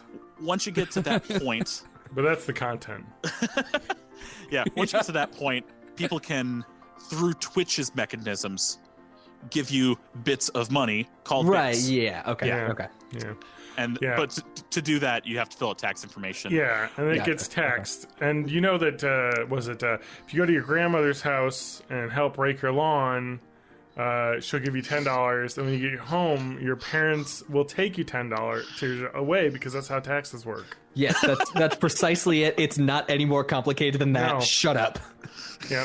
Well, John's at least a homeowner now, so he's getting very curmudgeonly in his old age. Yeah. So I think he was referencing whichever senator said that the other day. It was our former governor, actually. Okay. Scott Walker said that. That guy, he's never done anything wrong. My response to him was, he's perfect. He's God's perfect angel. Because he said he was talking to a class of 5th graders, and I said, lying to 5th graders, I'm sure that's why you got elected again, right? Yeah. That's why is he just talking super normal behavior? Here's somebody that failed at re-election, children. Yeah. Learn from them. Yeah, exactly. That was the other thing. I was like, are you just going into like 5th graders' classrooms? They're like, you're not the governor anymore. Why are you here? Well, it's like, all right, kids, the reason I lost the election, I know some of you are asking, and now I'm going to write it on the board here. It's called the Deep State. So what is the Deep State? So we're going to launch into this. I'm going to show you guys this clip. This is a guy named Alex Jones, and he... Oh, God. Okay, I have to find a platform that I can still find him on. Now, there's the red pill. You're going to want to take that. Can we do a bite answers today? We're going to. I think we're planning on it. Yeah, we got to do a bite answers. We also, but he's just like, this is what happens, though. We don't have enough people that want to be teachers in my state because I got rid of all of their bargaining rights, so everyone quit. But, so now I have to do it. It's part of, like, the mandate. There's no one else here. Anyway. I have to teach you now, and I'm not smart, but I've been in charge of stuff for a while, so pretty much. Yep. I think I'm going to start the show because I saw that Matt has tried to sneak off and not have us notice that he's gone. So I think I'll start. Before we get to that, just as a heads up, biggest connection with Cole and John. You guys both have at least some sort of entertainment background. John's been big into theater, and then you guys are both super educated in the political sphere. I'm not so much. Okay. That's fine. Cole and Matt both do music work. Matt works sound design quite a bit, and he's not better than me, is he? Yeah, he is. You probably are. Well, it's been a good show, so like... yeah. I was gonna say, I see that RE20 you're sporting. And then I just happen to live here. Cool. The podcast came with the house. Yeah, exactly. CJ was the #1 fan that became a guest host, and then he became a host. Yeah, I emailed them after episode 6, stopped listening because I had to listen to it on my computer, listened to all like 200 episodes in 3 months posting things, and then begged them to join the podcast. And now they won't kick me off. Well, we don't have anyone else, so, you know. Yeah, Adam fell asleep, so we needed a third person. That's true. He hasn't woken up in 6 years. Oh, man. That's not too far off. I think I remember I put it up. I forget what I said. It was either here at the D&D group that he and I shared. I said he's no longer with us.